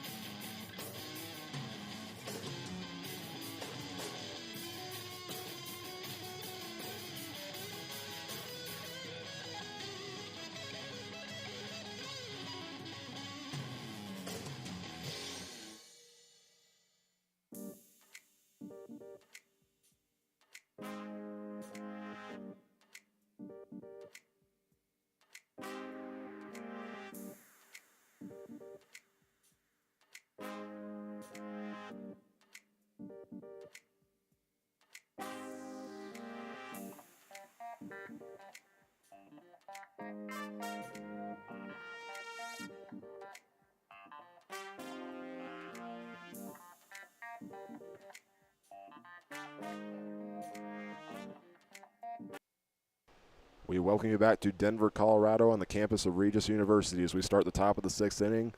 We just crossed the hour 30 mark of tonight's game as we start the top of the 6th inning with Lane Sparks for the Larks and Sam Fisher back to the mound for the Roughriders. First pitch down low in the zone for ball number 1. Sparks with a run and a walk in tonight's game. He's also put the ball in play twice. He gets ahead 2-0 in the count as that one goes high and outside.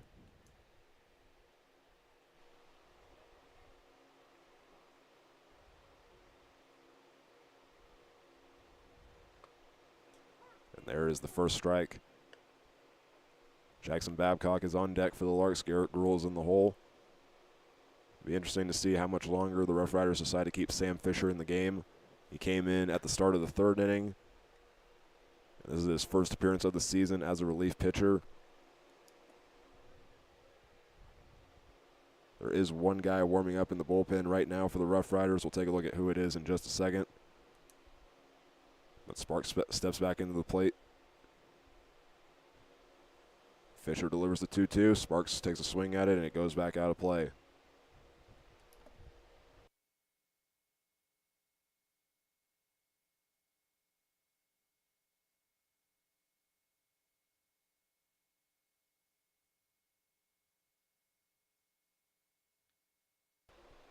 This one lands in the right center gap. Sparks is going to try to make his way over to second base, and he slides in safely. His first hit of the game is a big one for the leadoff batter in the inning, as Jackson Babcock up to the plate next for the Larks. He's worked once with Lane Sparks on base tonight. All the way back in the first inning where Sparks was walked and Jackson Babcock had a single to advance him.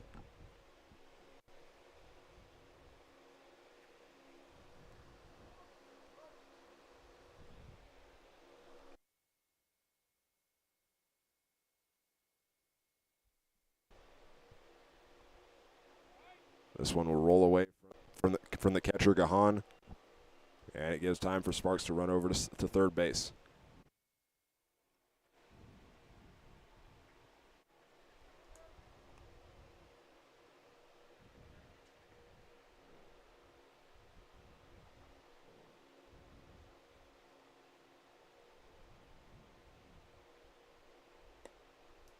That one goes down low in the zone for ball number 2.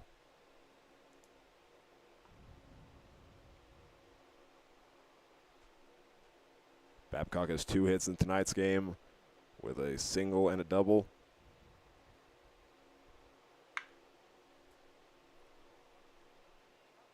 That one, the first strike, goes down the first base line.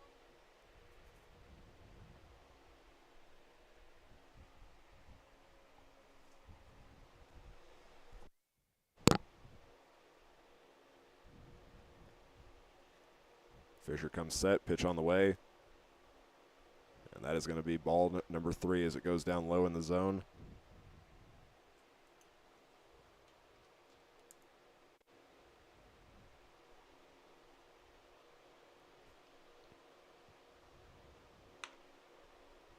A fly ball goes into that gap once again, and it's going to be another hit for Babcock, his 3rd of the night, and he's got the RBI, bringing home Lane Sparks.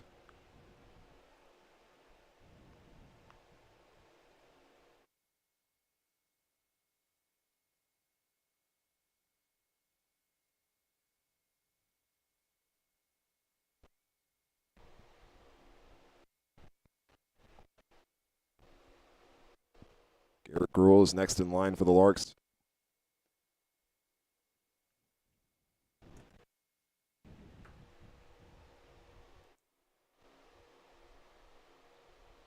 Fisher delivers. It goes outside for ball number 1.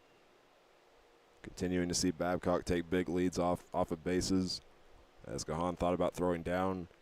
But again, haven't seen Babcock make a steal attempt yet this season.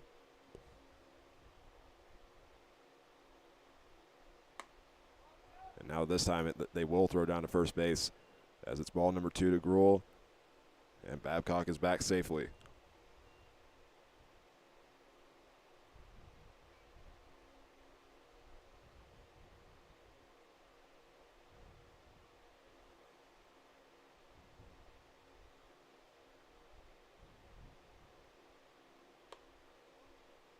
Gruel gets ahead 3-0 in the count as that one goes high and outside. He's reached base twice tonight in 3 appearances so far. In the last game against Dodge, he had 5 appearances and reached 4 times, and he reaches for the 3rd time tonight as it's a 4-pitch walk for the designated hitter.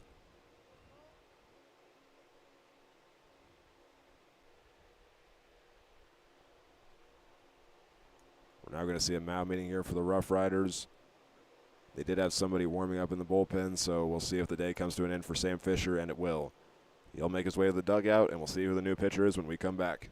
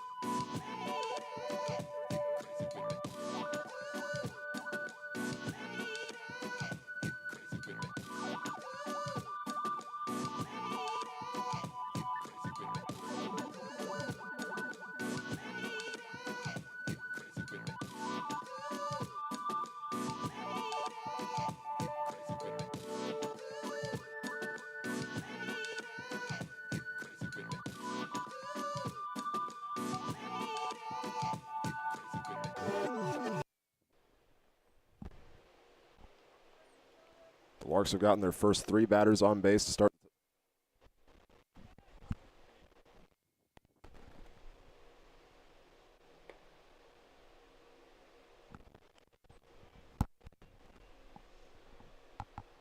It's a 1-0 count to Dylan LaRue. New pitcher into the game now for the Colorado Roughriders is number 2, Andy LaPearl, coming in for number 5, Sam Fisher, in his first relief appearance of the season. Count now stands at 2-0 to LaRue.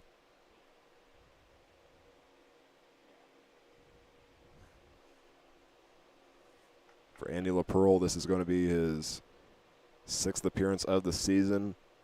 He's pitched 11 innings so far. LaRue will show bunt right here. It goes perfectly down the third base line. He's trying to outrun the throw, and it is in time for the first out.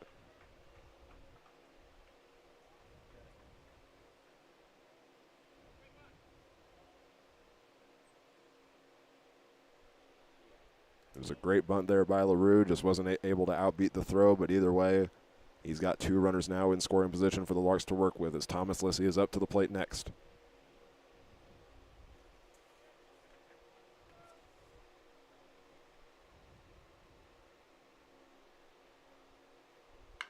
Lissy takes a swing at the first pitch. It goes high in the air into center field. Babcock is going to try to score from third, and he will do so successfully. The cutoff went to the shortstop, and by the time it got there, Babcock was already at home plate.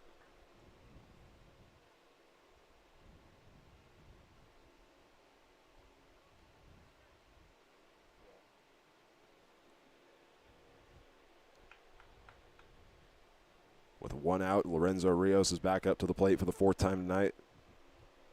Larks are now 1 run away from being the 11th team this season to score 10 runs on the Roughriders.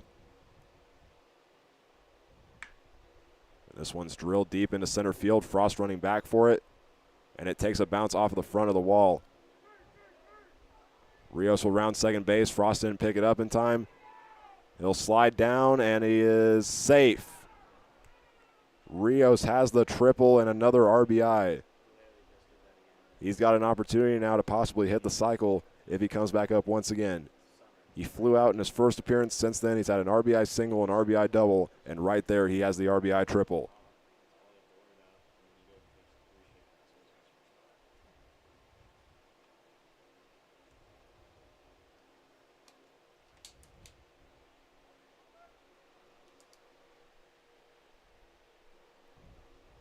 So Tabor Stokes now up for the Larks. He had an RBI single in his last appearance. The count will begin 1-0 as that one misses up high.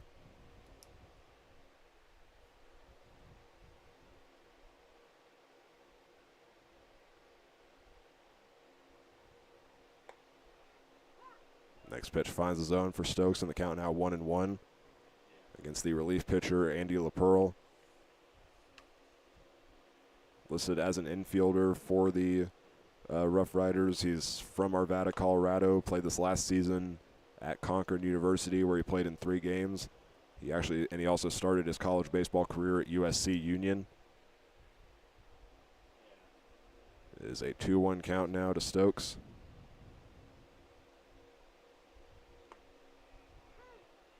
Next pitch finds the zone, 2-2.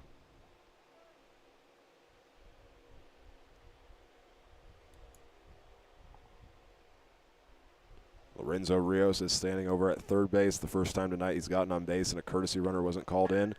This one fouled back off the pole. Camera shook just a little bit. It doesn't look like we'll have to fix it in between innings. That one hit where it knocked it out of place a little bit, I was able to go into our app and fix it. But it doesn't look like I'll have to head down this time. Full count now to Tabor Stokes with 2 away.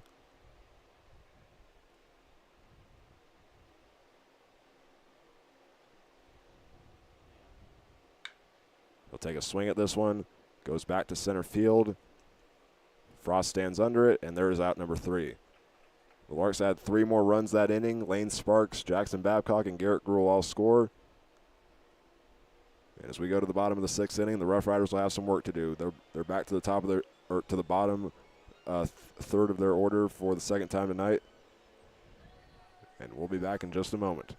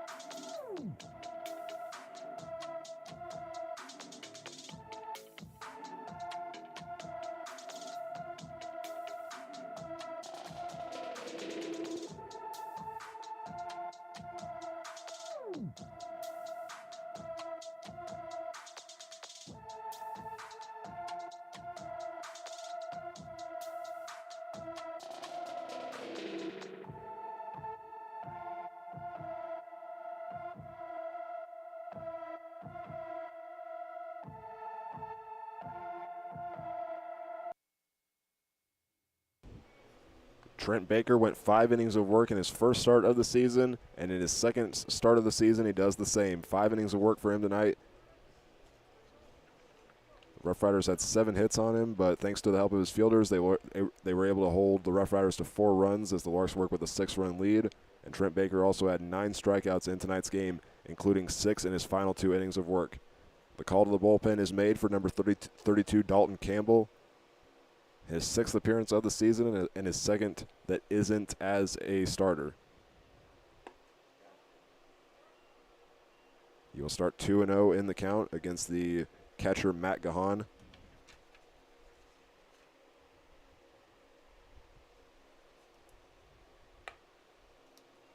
That's ball 3 as it misses high and outside. Gahan has been struck out in his last 2 appearances. Looking to get on base right here. The next pitch goes inside, and that is going to be strike 1. Gahan entered this game with a .443 on base percentage and a .220 average. Played here at Regis this last season, and he will walk right here on a 3-1 count.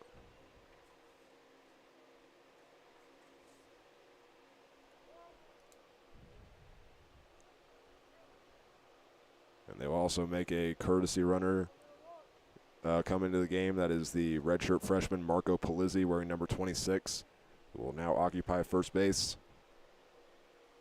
He's another Division II player for the Roughriders, playing for Millersville, and is originally from Montoursville, Pennsylvania. Count starts off 1-0 to Aaron Kidd, and now Lorenzo Rios goes out to the mound for a quick meeting with Campbell. Again, he's made 4 starts this season. This is his 2nd appearance as a relief pitcher. He's had a very solid year, a 3-1 record, 13 hits, only 13 hits allowed and 8 runs, and he has 28 strikeouts, which is twice as many as he has walks.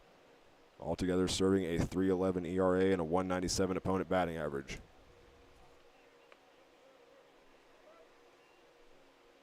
Count now 2-0 to Aaron Kidd.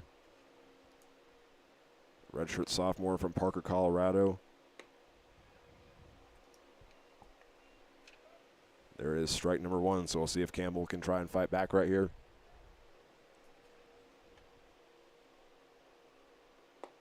Swing and a miss, and now 2-2.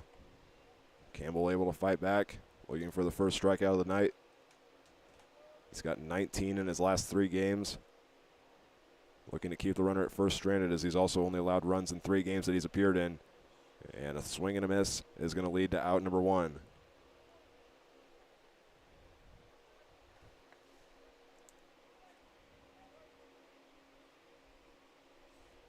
Aaron Kidd, all of his appearances have been swinging strikeouts, and now up is Merrick Shannon.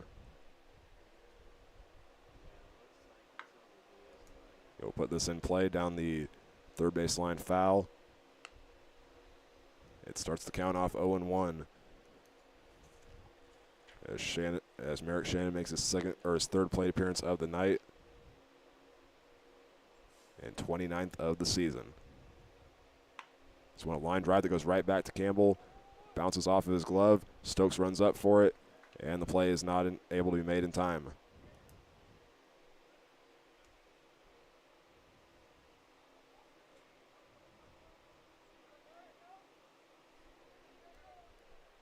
Just not much you can do there in that situation. Campbell tried making the catch for the ball that came right back to him. And after it went out off his glove, it rolled slowly in the grass towards Tabor Stokes, and there was no play able to be made. With 1 out and runners at first and second, the Roughriders are back to the top of their order with Cannon Frost up to the plate. He will begin 1-0 in the count. He's got 2 runs so far in tonight's game.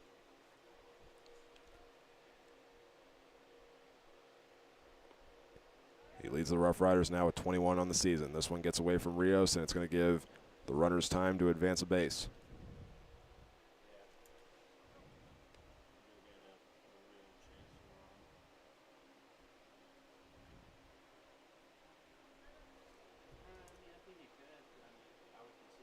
Frost will step back into the box with a 1-0 count. Campbell delivers. And it's up high for ball number 2.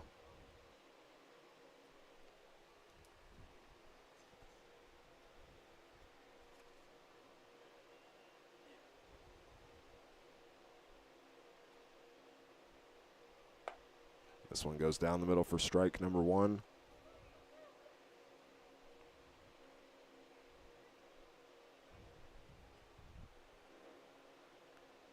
Campbell watches second base, delivers. And there is strike number 2. Frost thought it was too low and inside, but according to the home plate umpire, that's going to make the count full.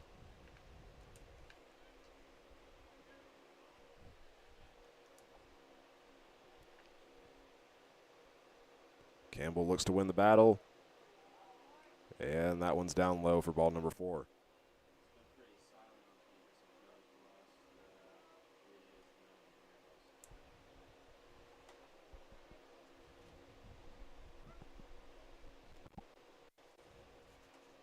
Next up for the Roughriders is the shortstop Brett Atkinson, and we're going to see another meeting here between Rios and Campbell.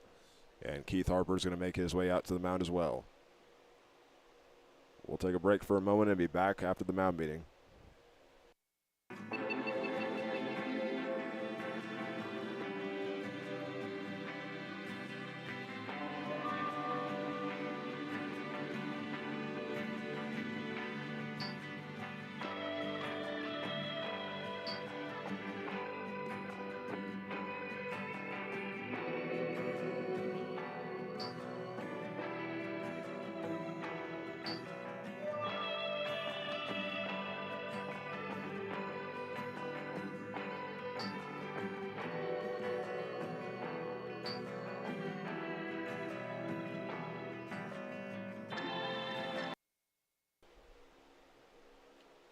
So Campbell goes back to work after the mound meeting, working with the bases loaded and 1 out after coming in as a relief pitcher for Trent Baker.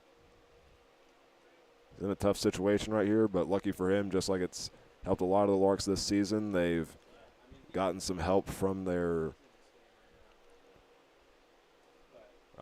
batting as the Larks hold the 10-4 lead on the Roughriders, the 11th time that Colorado's given up 10 runs in a game this season.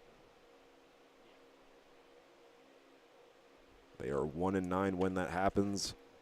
Their only win was in their 4-game series against the Liberal BJs before they played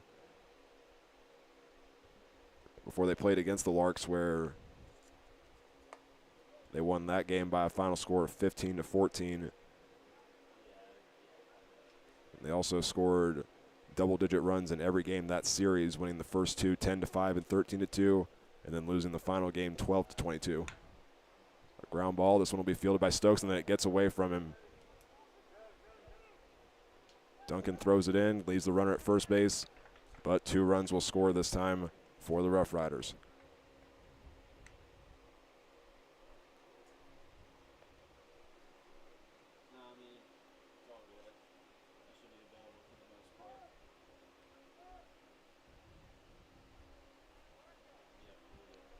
Over at third is Cannon Frost. Brett Atkinson is at first.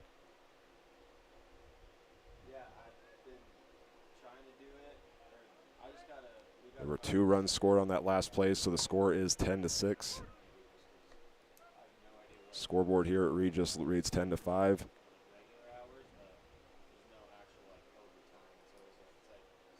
Oh, 1 on the way, goes outside.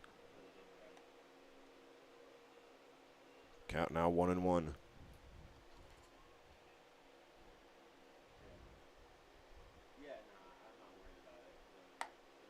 That one misses outside. Throw down to first base to Babcock.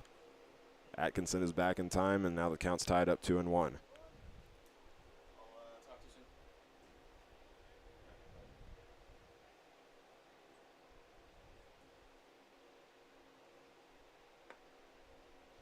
Campbell puts the next pitch low and inside, making the count 3-1.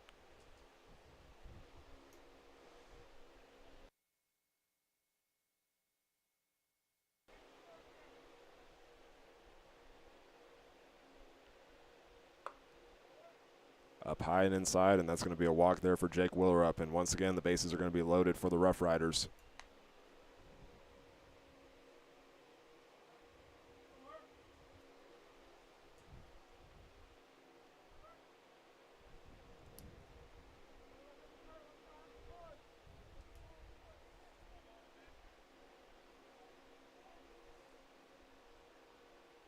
First pitch from Campbell, catches the outside part of the plate. He gets ahead 0-1.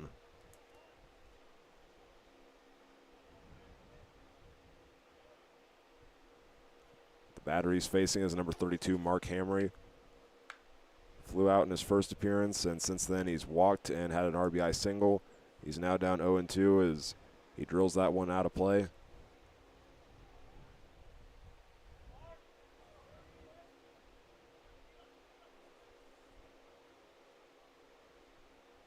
And this one will hit Hamry, and that's going to bring home a run as he heads down to first base.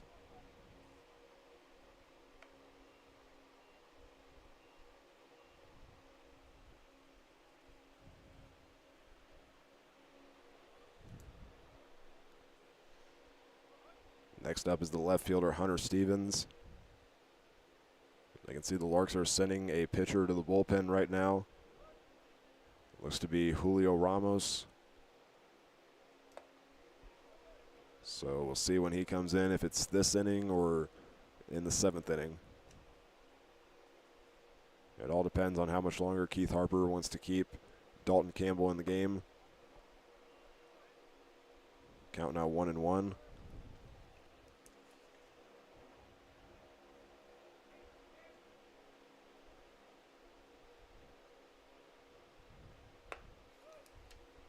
That one ties the count up for ball number 2. It is interesting to see Dalton Campbell in these late game situations. He's making just his 2nd relief appearance of the season. Entered this game with 4 starts on the year. As this one, a ground ball, will be fielded by Jackson Babcock. Jogs over to first base to tag it. And that is out number 2 as another run's going to score for the Roughriders.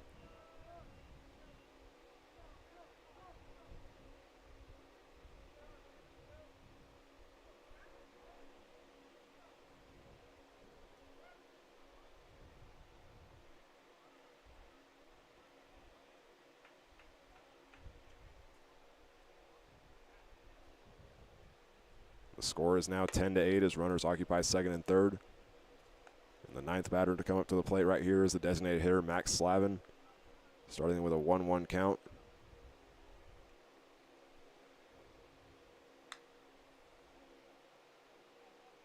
Correction, that was the first strike right there as it's fouled out of play. Now 1-1.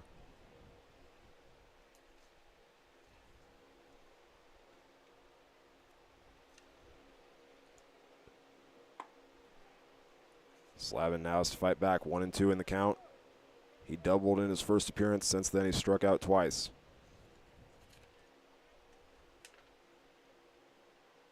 Campbell delivers. Swing and a miss, and there is out number 3.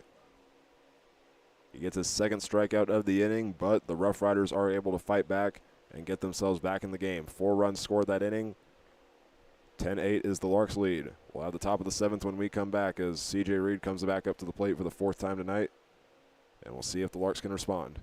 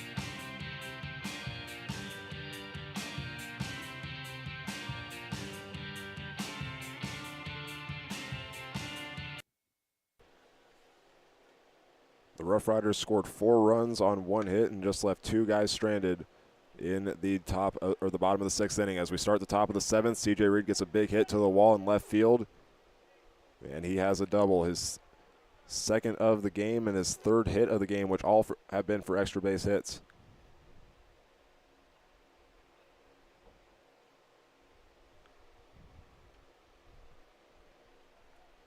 So as he occupies second base, the Larks are back to the top of their order with Caleb Duncan. He has a walk so far in tonight's game. Works with C.J. Reed over at second base. He starts down in the count 0-1. As the Larks have to add some runs right here as the Roughriders were able to fight back in that last inning. The 2 teams combined for 7 runs total in that 6th inning.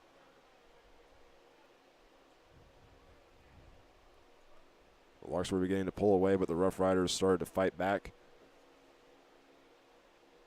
While they have given up a lot of runs this season, they are known for putting a lot of runs up themselves. Caleb Duncan strikes out looking right there, and there is 1 away. So Lane Sparks is the next batter up for the Larks. The Roughriders, they've scored, they've given up 10-plus runs in now 11 games this season. But entering tonight's game, they have 7 games on the year where they've scored at least 10 runs. They are 5-2 on the year when they do so. So we'll see what happens for these final 3 innings. It's an 0-1 count now to Lane Sparks. He'll hit this one high in the air. The center fielder, Frost, running after it. And he makes the catch as he almost collided with his left fielder, Hunter Stevens. They throw down to third base, but C.J. Reed slides in safely.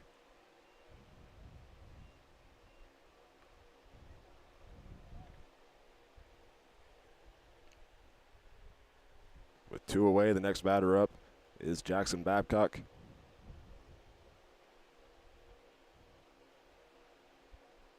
Trying to bring C.J. Reed home. He's put a lot of power in his hits tonight. He had a triple in his first appearance, an RBI double in his third, and he just had a double a moment ago. And Jackson Babcock gets a hit to the right fielder. Reed crosses home plate, and Babcock has his 4th hit of the game.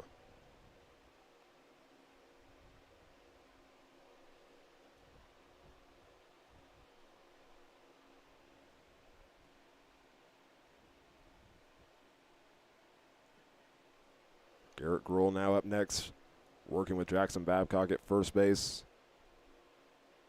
Back-to-back RBI singles for the freshman from League City, Texas.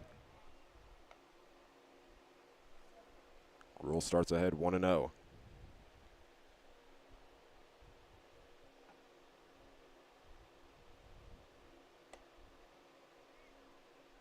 That one misses on the outside for ball number 2.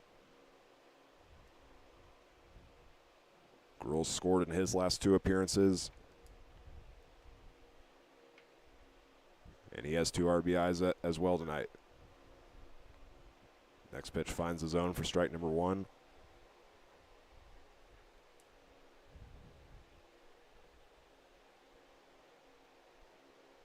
The catcher wants it on the outside. It goes inside, and it finds the zone for strike number 2.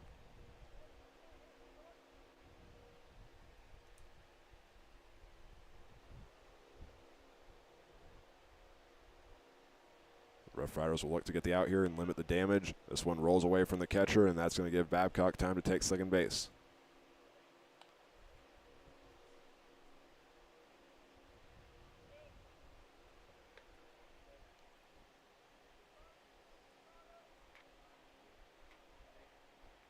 The count will be full to Garrett Gruhl, the 3rd batter for the Larks to work with one, and he hits this one high in the air into left field. Stevens runs up for it, and there's out number 3. The Larks add another run that inning. C.J. Reed had a leadoff double, and Jackson Babcock had an RBI single to bring him home. The Colorado Roughriders went through all 9 of their batters in the 6th inning, so they're back to Matt Gahan when we come back.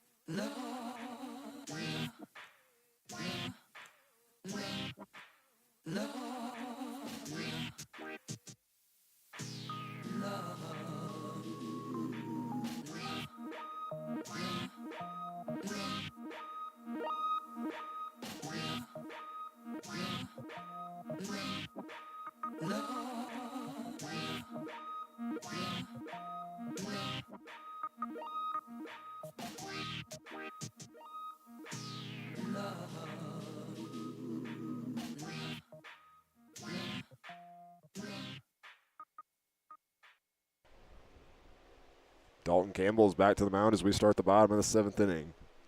Led off by Matt Gahan for the Roughriders after they went through all 9 of their batters in that last inning. Count will start off 0-1.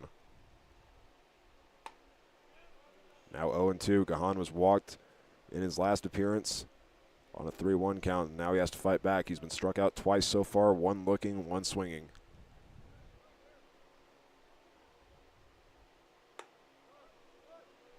That will be left up high for the first ball.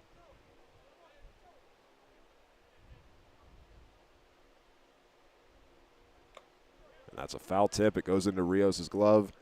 And there is the 3rd strikeout of the game for Dalton Campbell.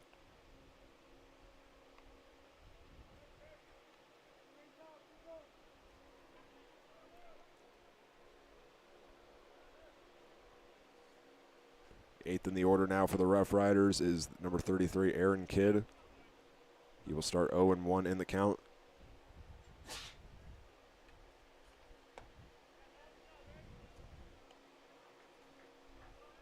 He will now work 0-2. He's had 3 swinging strikeouts so far tonight.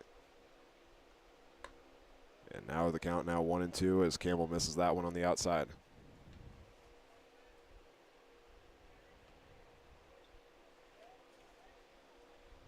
Kidd, the redshirt sophomore from Parker, Colorado, leaves that one up there for ball number 2.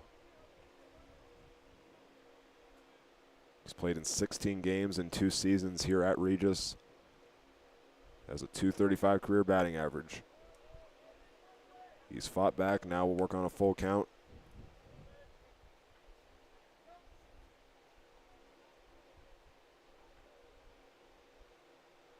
Campbell looks to win the battle, and he does. A swing and a miss for back-to-back strikeouts here in the bottom of the 7th inning, and there's 2 away.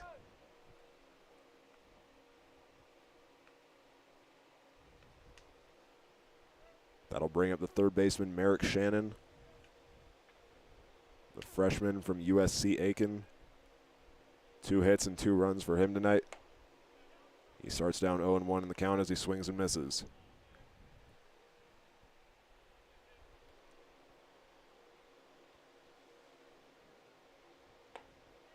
He puts that one on the inside part of the zone. And there are 2 strikes to Merrick Shannon.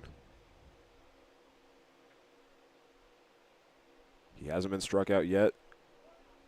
And he'll stay alive right here as that's ball number 1. He entered this game with 4 hits on the year. And he's gotten 2 so far tonight along with 2 runs. He swings and misses, and there are 3 straight strikeouts for a 3-up, 3-down inning for Dalton Campbell to retire the side. Larks up by 3 going into the top of the 8th inning as they will bring Dylan LaRue up to the plate next. We will see what happens in the final 2 innings when we come back.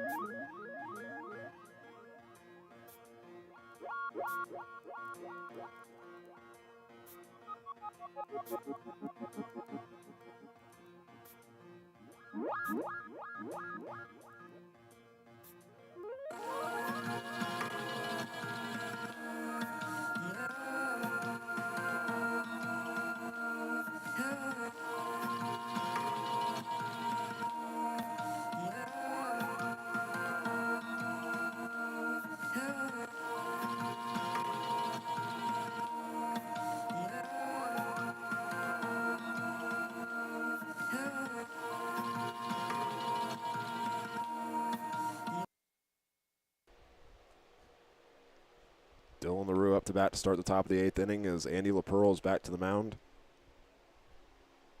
Beginning with a 1-0 count. And now LaRue pops this one back. And the catcher slips up. And it lands on top of the press box. Count is now 1-1. Gahan finally gets up. It took him a second. He slipped and fell as he was running after it. But he's okay. He will go back to his spot behind the plate.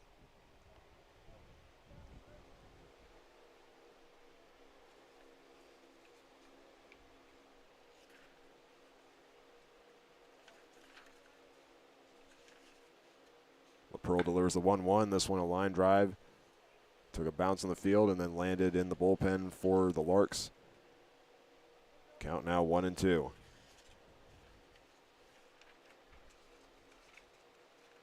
This one goes down the middle. LaRue takes a swing at it, and it's a line drive that lands in the glove of Aaron Kidd for out number 1.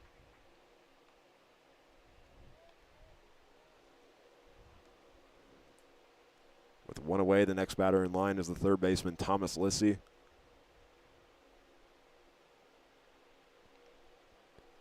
In his previous at-bat, he had a fly out to center field, but it brought home a run for the Larks. That was back in the 6th inning where they scored 3 and jumped out to a 10-4 lead on the Roughriders. Dodges out of the way of the next pitch, and the count now 1-1.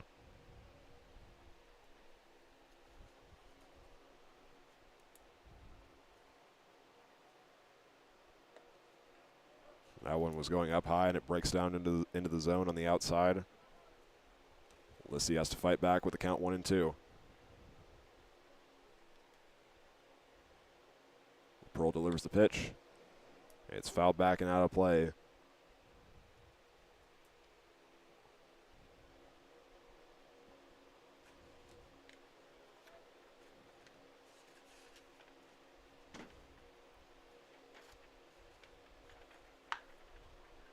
Ground ball here for Lissy, fielded by the second baseman Kidd, fading away from first. And he throws it to Hamry in time for out number 2.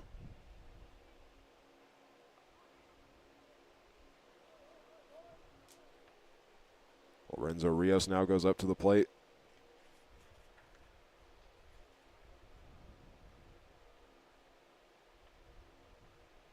In this game, he has an RBI single, an RBI double, and an RBI triple.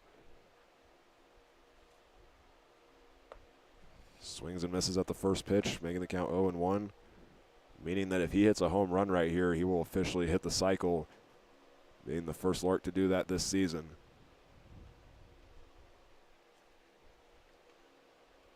Oh-1 on the way from the Pearl. Rios shows bunt, and it's now 0-2 as he missed it.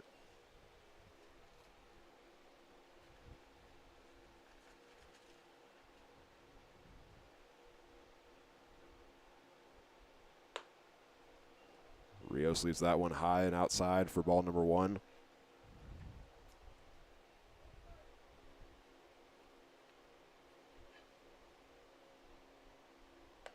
And a swing and a miss. There is out number 3. Larks holding on to their 3-run lead, go 3 up, 3 down in the top of the 8th inning.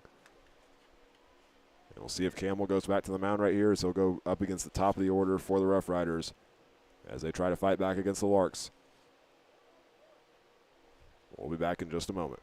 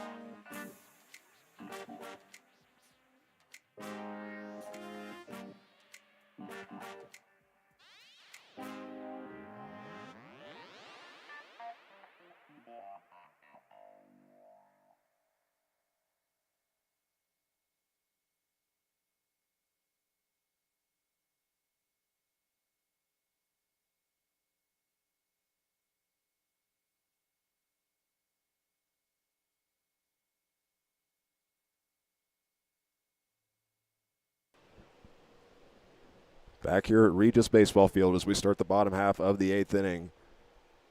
Dalton Campbell is back to the mound. He will work ahead 0-1 in the count against Cannon Frost.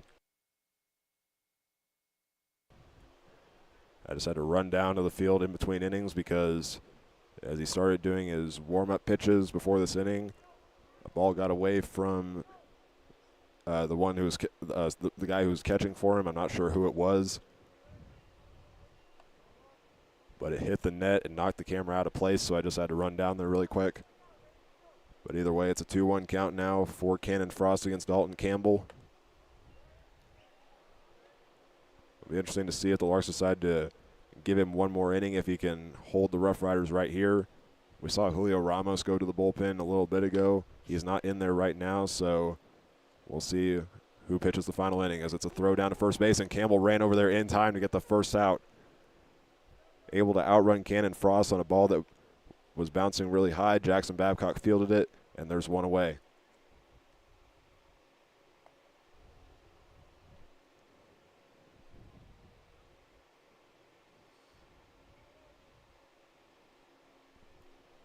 Next up for the Roughriders is Brett Atkinson.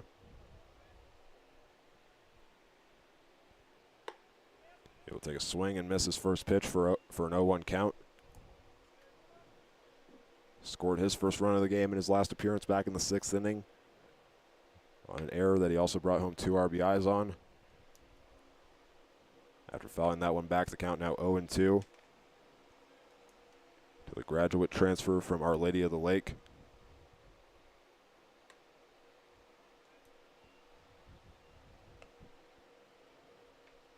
Next pitch is ball number 1 to Atkinson. He's played in 17 games this season for the Roughriders now, after playing 54 games in 2 seasons at the NAIA level with Our Lady of the Lake. Fouls this one back, and it knocks the camera out of place. We will try and fix that one as well in between innings. 1-2 count for Atkinson still. Haven't had any issues with the camera the entire game, and then the last few pitches, it's been knocked out of place twice. Foul back and out of play, count staying at 1-2.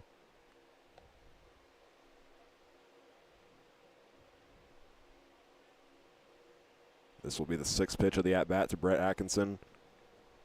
Campbell kicks and deals. It's a ground ball. Thomas Lissy runs after it. That one looked like it bounced foul, and it did.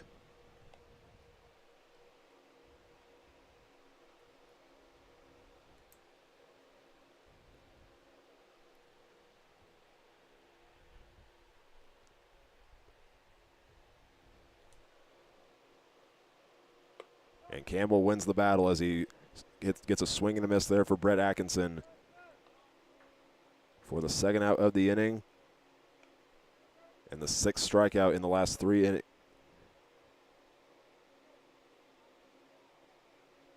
Yes, the 6th strikeout in the last 3 innings for Dalton Campbell.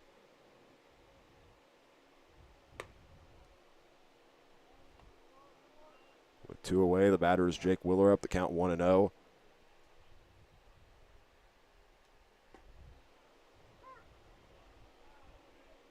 Willerup misses, now 1-1. He's gotten 1 hit in tonight's game as the team leader with 22. He's also a Division II transfer for this Rough Rider team. Spent this last season at the JUCO level at Chandler Gilbert Community College. He's going to play for the Greyhounds of Eastern New Mexico next season.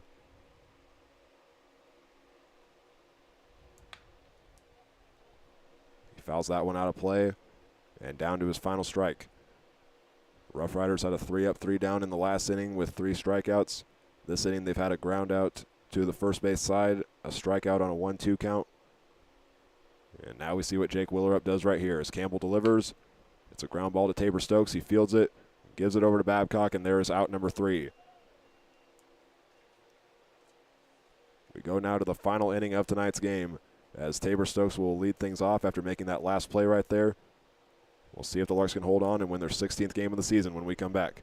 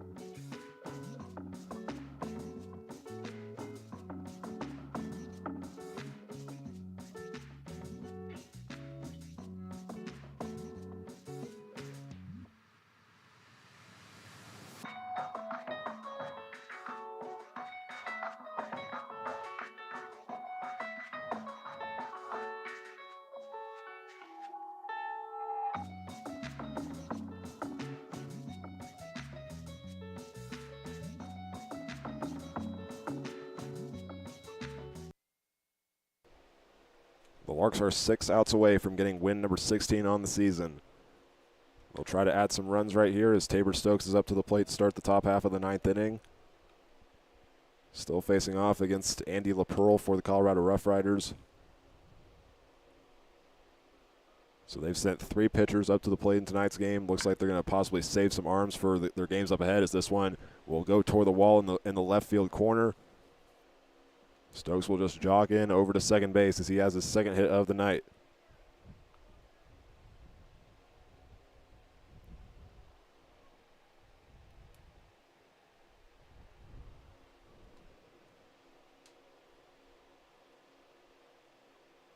Next up is C.J. Reed, Tabor Stokes' college teammate.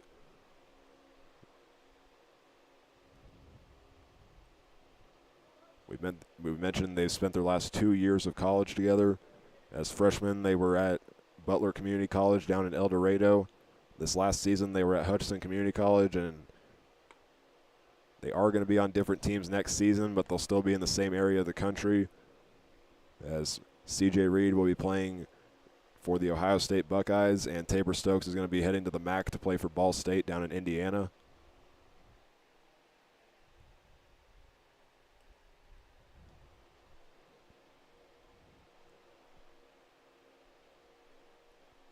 The 0-1 on the way from LaPearl. Reed takes a swing at it. It stays fair. It's fielded by the first baseman, and that's out number 1. But it does send Tabor Stokes over to third base and puts him 90 feet away from home plate.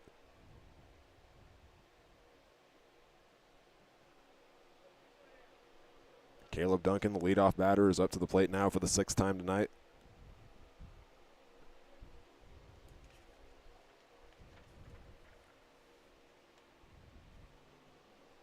Looking to get a hit right here and keep his 4-game hit streak alive.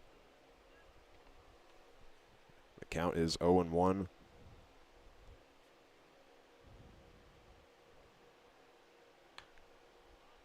He will now work against an 0-2 count as this one fouled out of play. He has been able to keep one of his streaks alive in tonight's game. This was the 9th game that he's in the lineup. Every game this season that he's been in the lineup, he's gotten on base at least once. He was walked back in the 2nd inning. He'll lead the next pitch up high for ball number 1.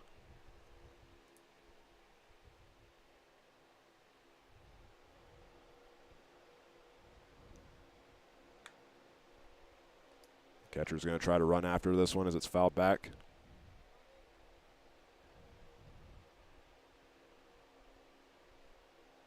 This next pitch will be the 5th of the at-bat for Caleb Duncan.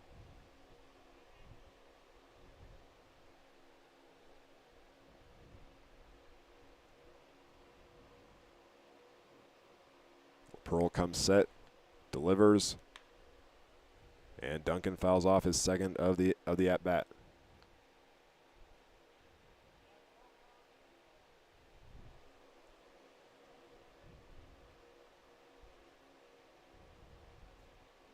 Catcher wants it on the outside. It goes up high. There's ball number 2.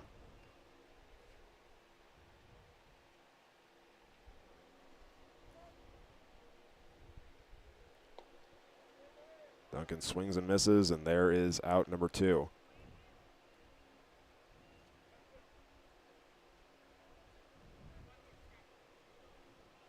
Lane Sparks now comes up to the plate with 2 outs here in the top of the 9th inning.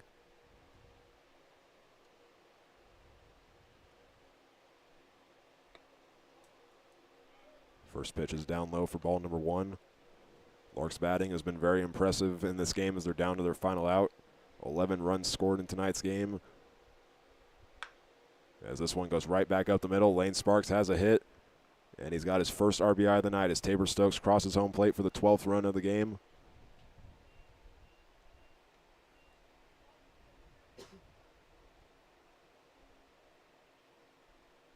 That was the Lane Sparks that we saw in the last game. He now has 2 hits tonight. In that last game against Dodge City, he had 7 RBIs. He gets his first of the night right there. And now the first baseman, Jackson Babcock, is up to bat. So 12 runs in this game for the Larks, and it really says a lot about this team. They arrived here in Colorado yesterday, and playing on the road is always tough, and to be in the situation they're in right now where they've scored 12 runs. They're up by 4 on the road against a very tough team in the RMBL. It says a lot about this team, so this is a statement win for this road trip. They'll have 2 more games here in the state of Colorado. Tomorrow they will be down in Parker to take on the Game Day Angels, and they will have a game against them again on July 5th, so they will have the 4th of July off.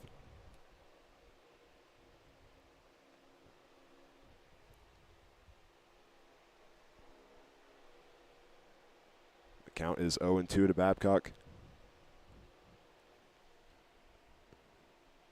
4 for 4 so far tonight and has a walk as well. A line drive, this one will go foul. And the count stays 0-2.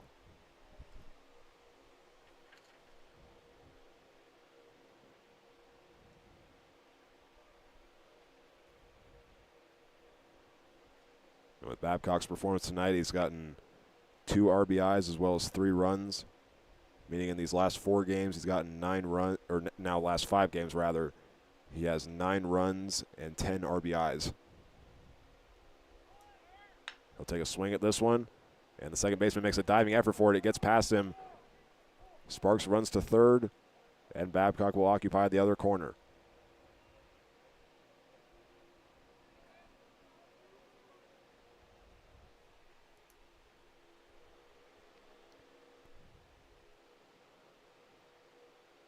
Designated hitter Garrett Gruhl now up to bat.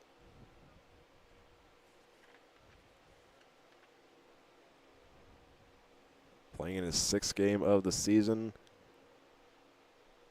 after joining the Larks from time down at UTSA in the NCAA Super Regional. It's been a key part to this team in such a short amount of time, being an NBC All-American from last season. He now works with a 1-1 count. LaPerle looks back at first base, delivers the pitch. That is left down low to tie the count up.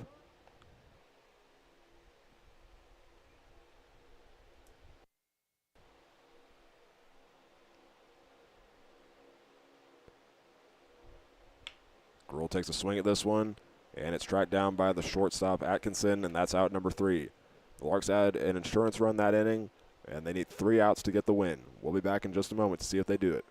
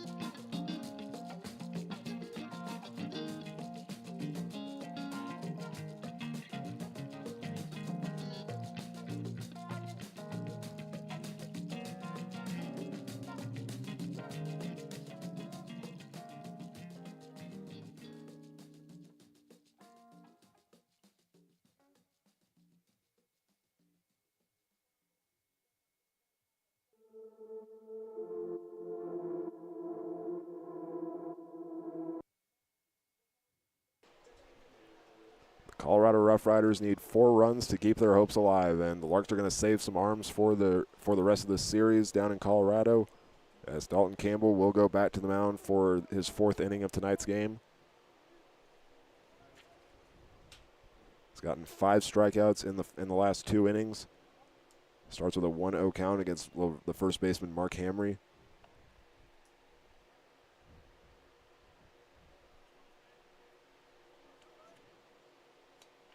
Hamry's gotten on base in his last 3 appearances. Gets ahead 2-0.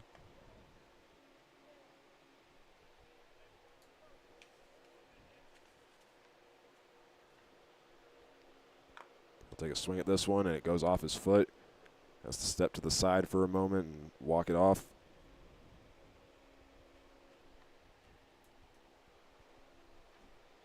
But now the count is 2-1.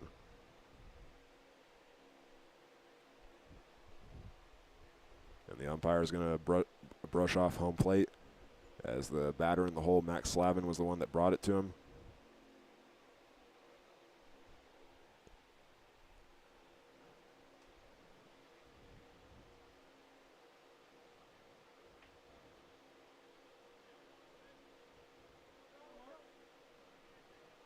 The count is tied as Hamry goes back into the box. Left up high for ball number 3.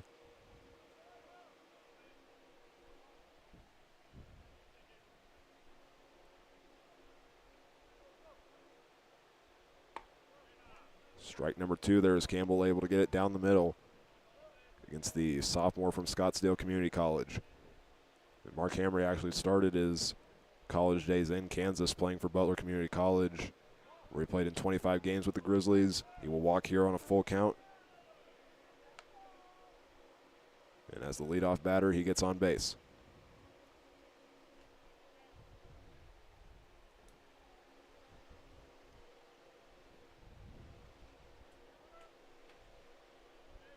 Next up is the left fielder, Hunter Stevens. Redshirt sophomore from Chambersburg, Pennsylvania. First pitch goes on the inside for strike number 1.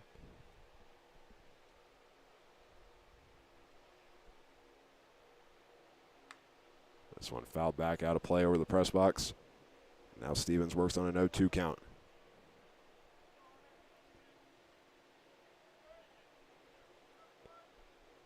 Through his first 3 innings, Campbell had 7 strikeouts. Almost got his 8th right there. That one just a little bit up high for ball number 1.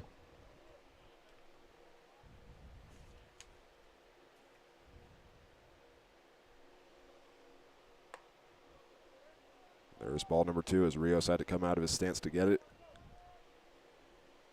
With the performance that Campbell had tonight, he's back as the leader in strikeouts now with 35 on the year. Could make it 36 right here. But that's going to make the count full for the second straight at bat.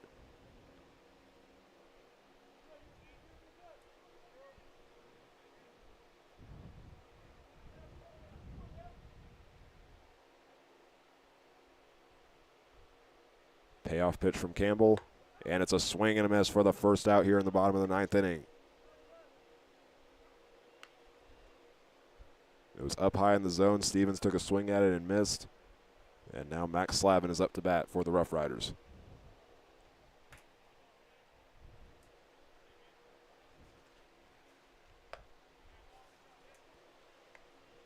Count starts off 0-1 to Slavin.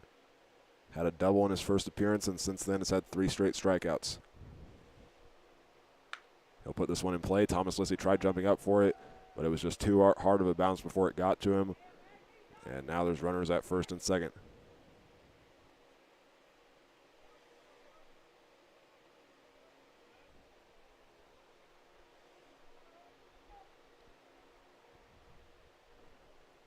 Now up to bat is the catcher, Matt Gahan.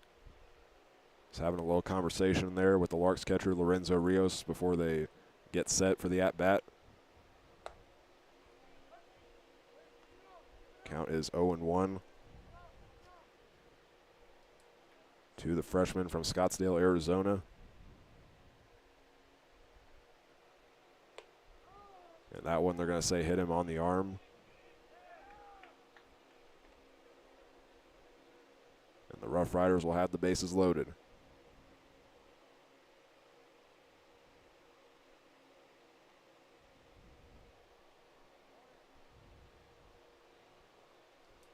They'll also sub in a courtesy runner for the catcher. Marco Polizzi goes over to first base.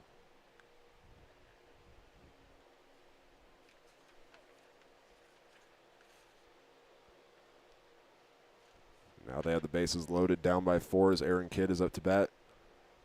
He'll look for his first hit of the game. He's been struck out 4 times.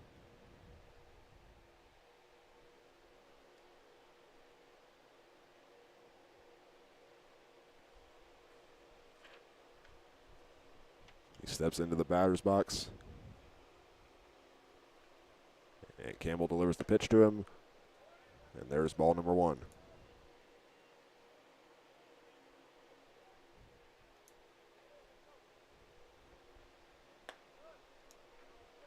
Kid swings and misses at the next one. He's now down 1-1.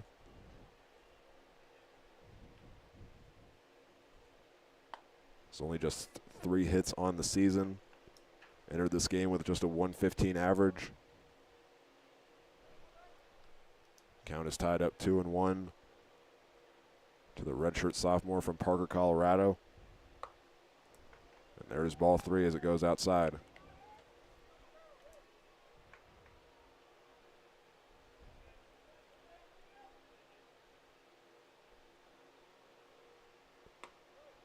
Down the middle, and now a full count between Dalton Campbell and Aaron Kidd.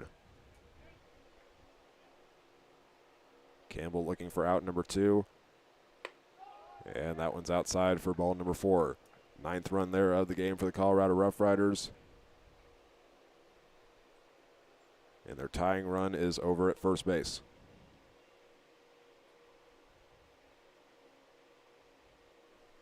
Keith Harper will now walk out to the mound for a quick meeting with Dalton Campbell.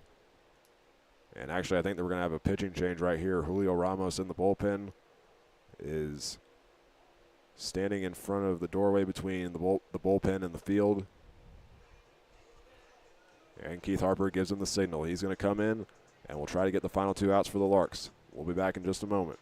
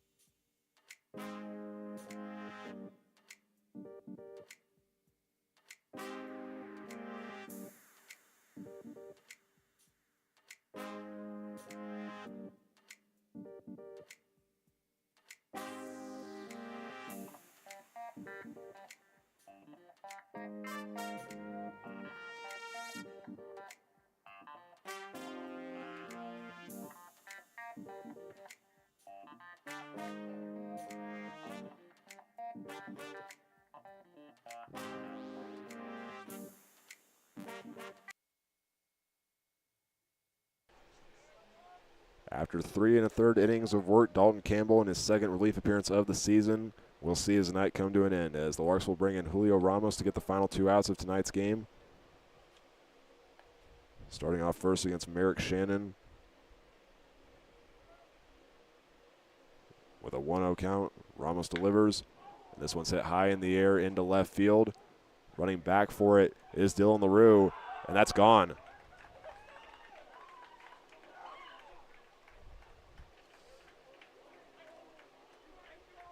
It's a walk-off home run for the Colorado Roughriders on a grand slam for Merrick Shannon.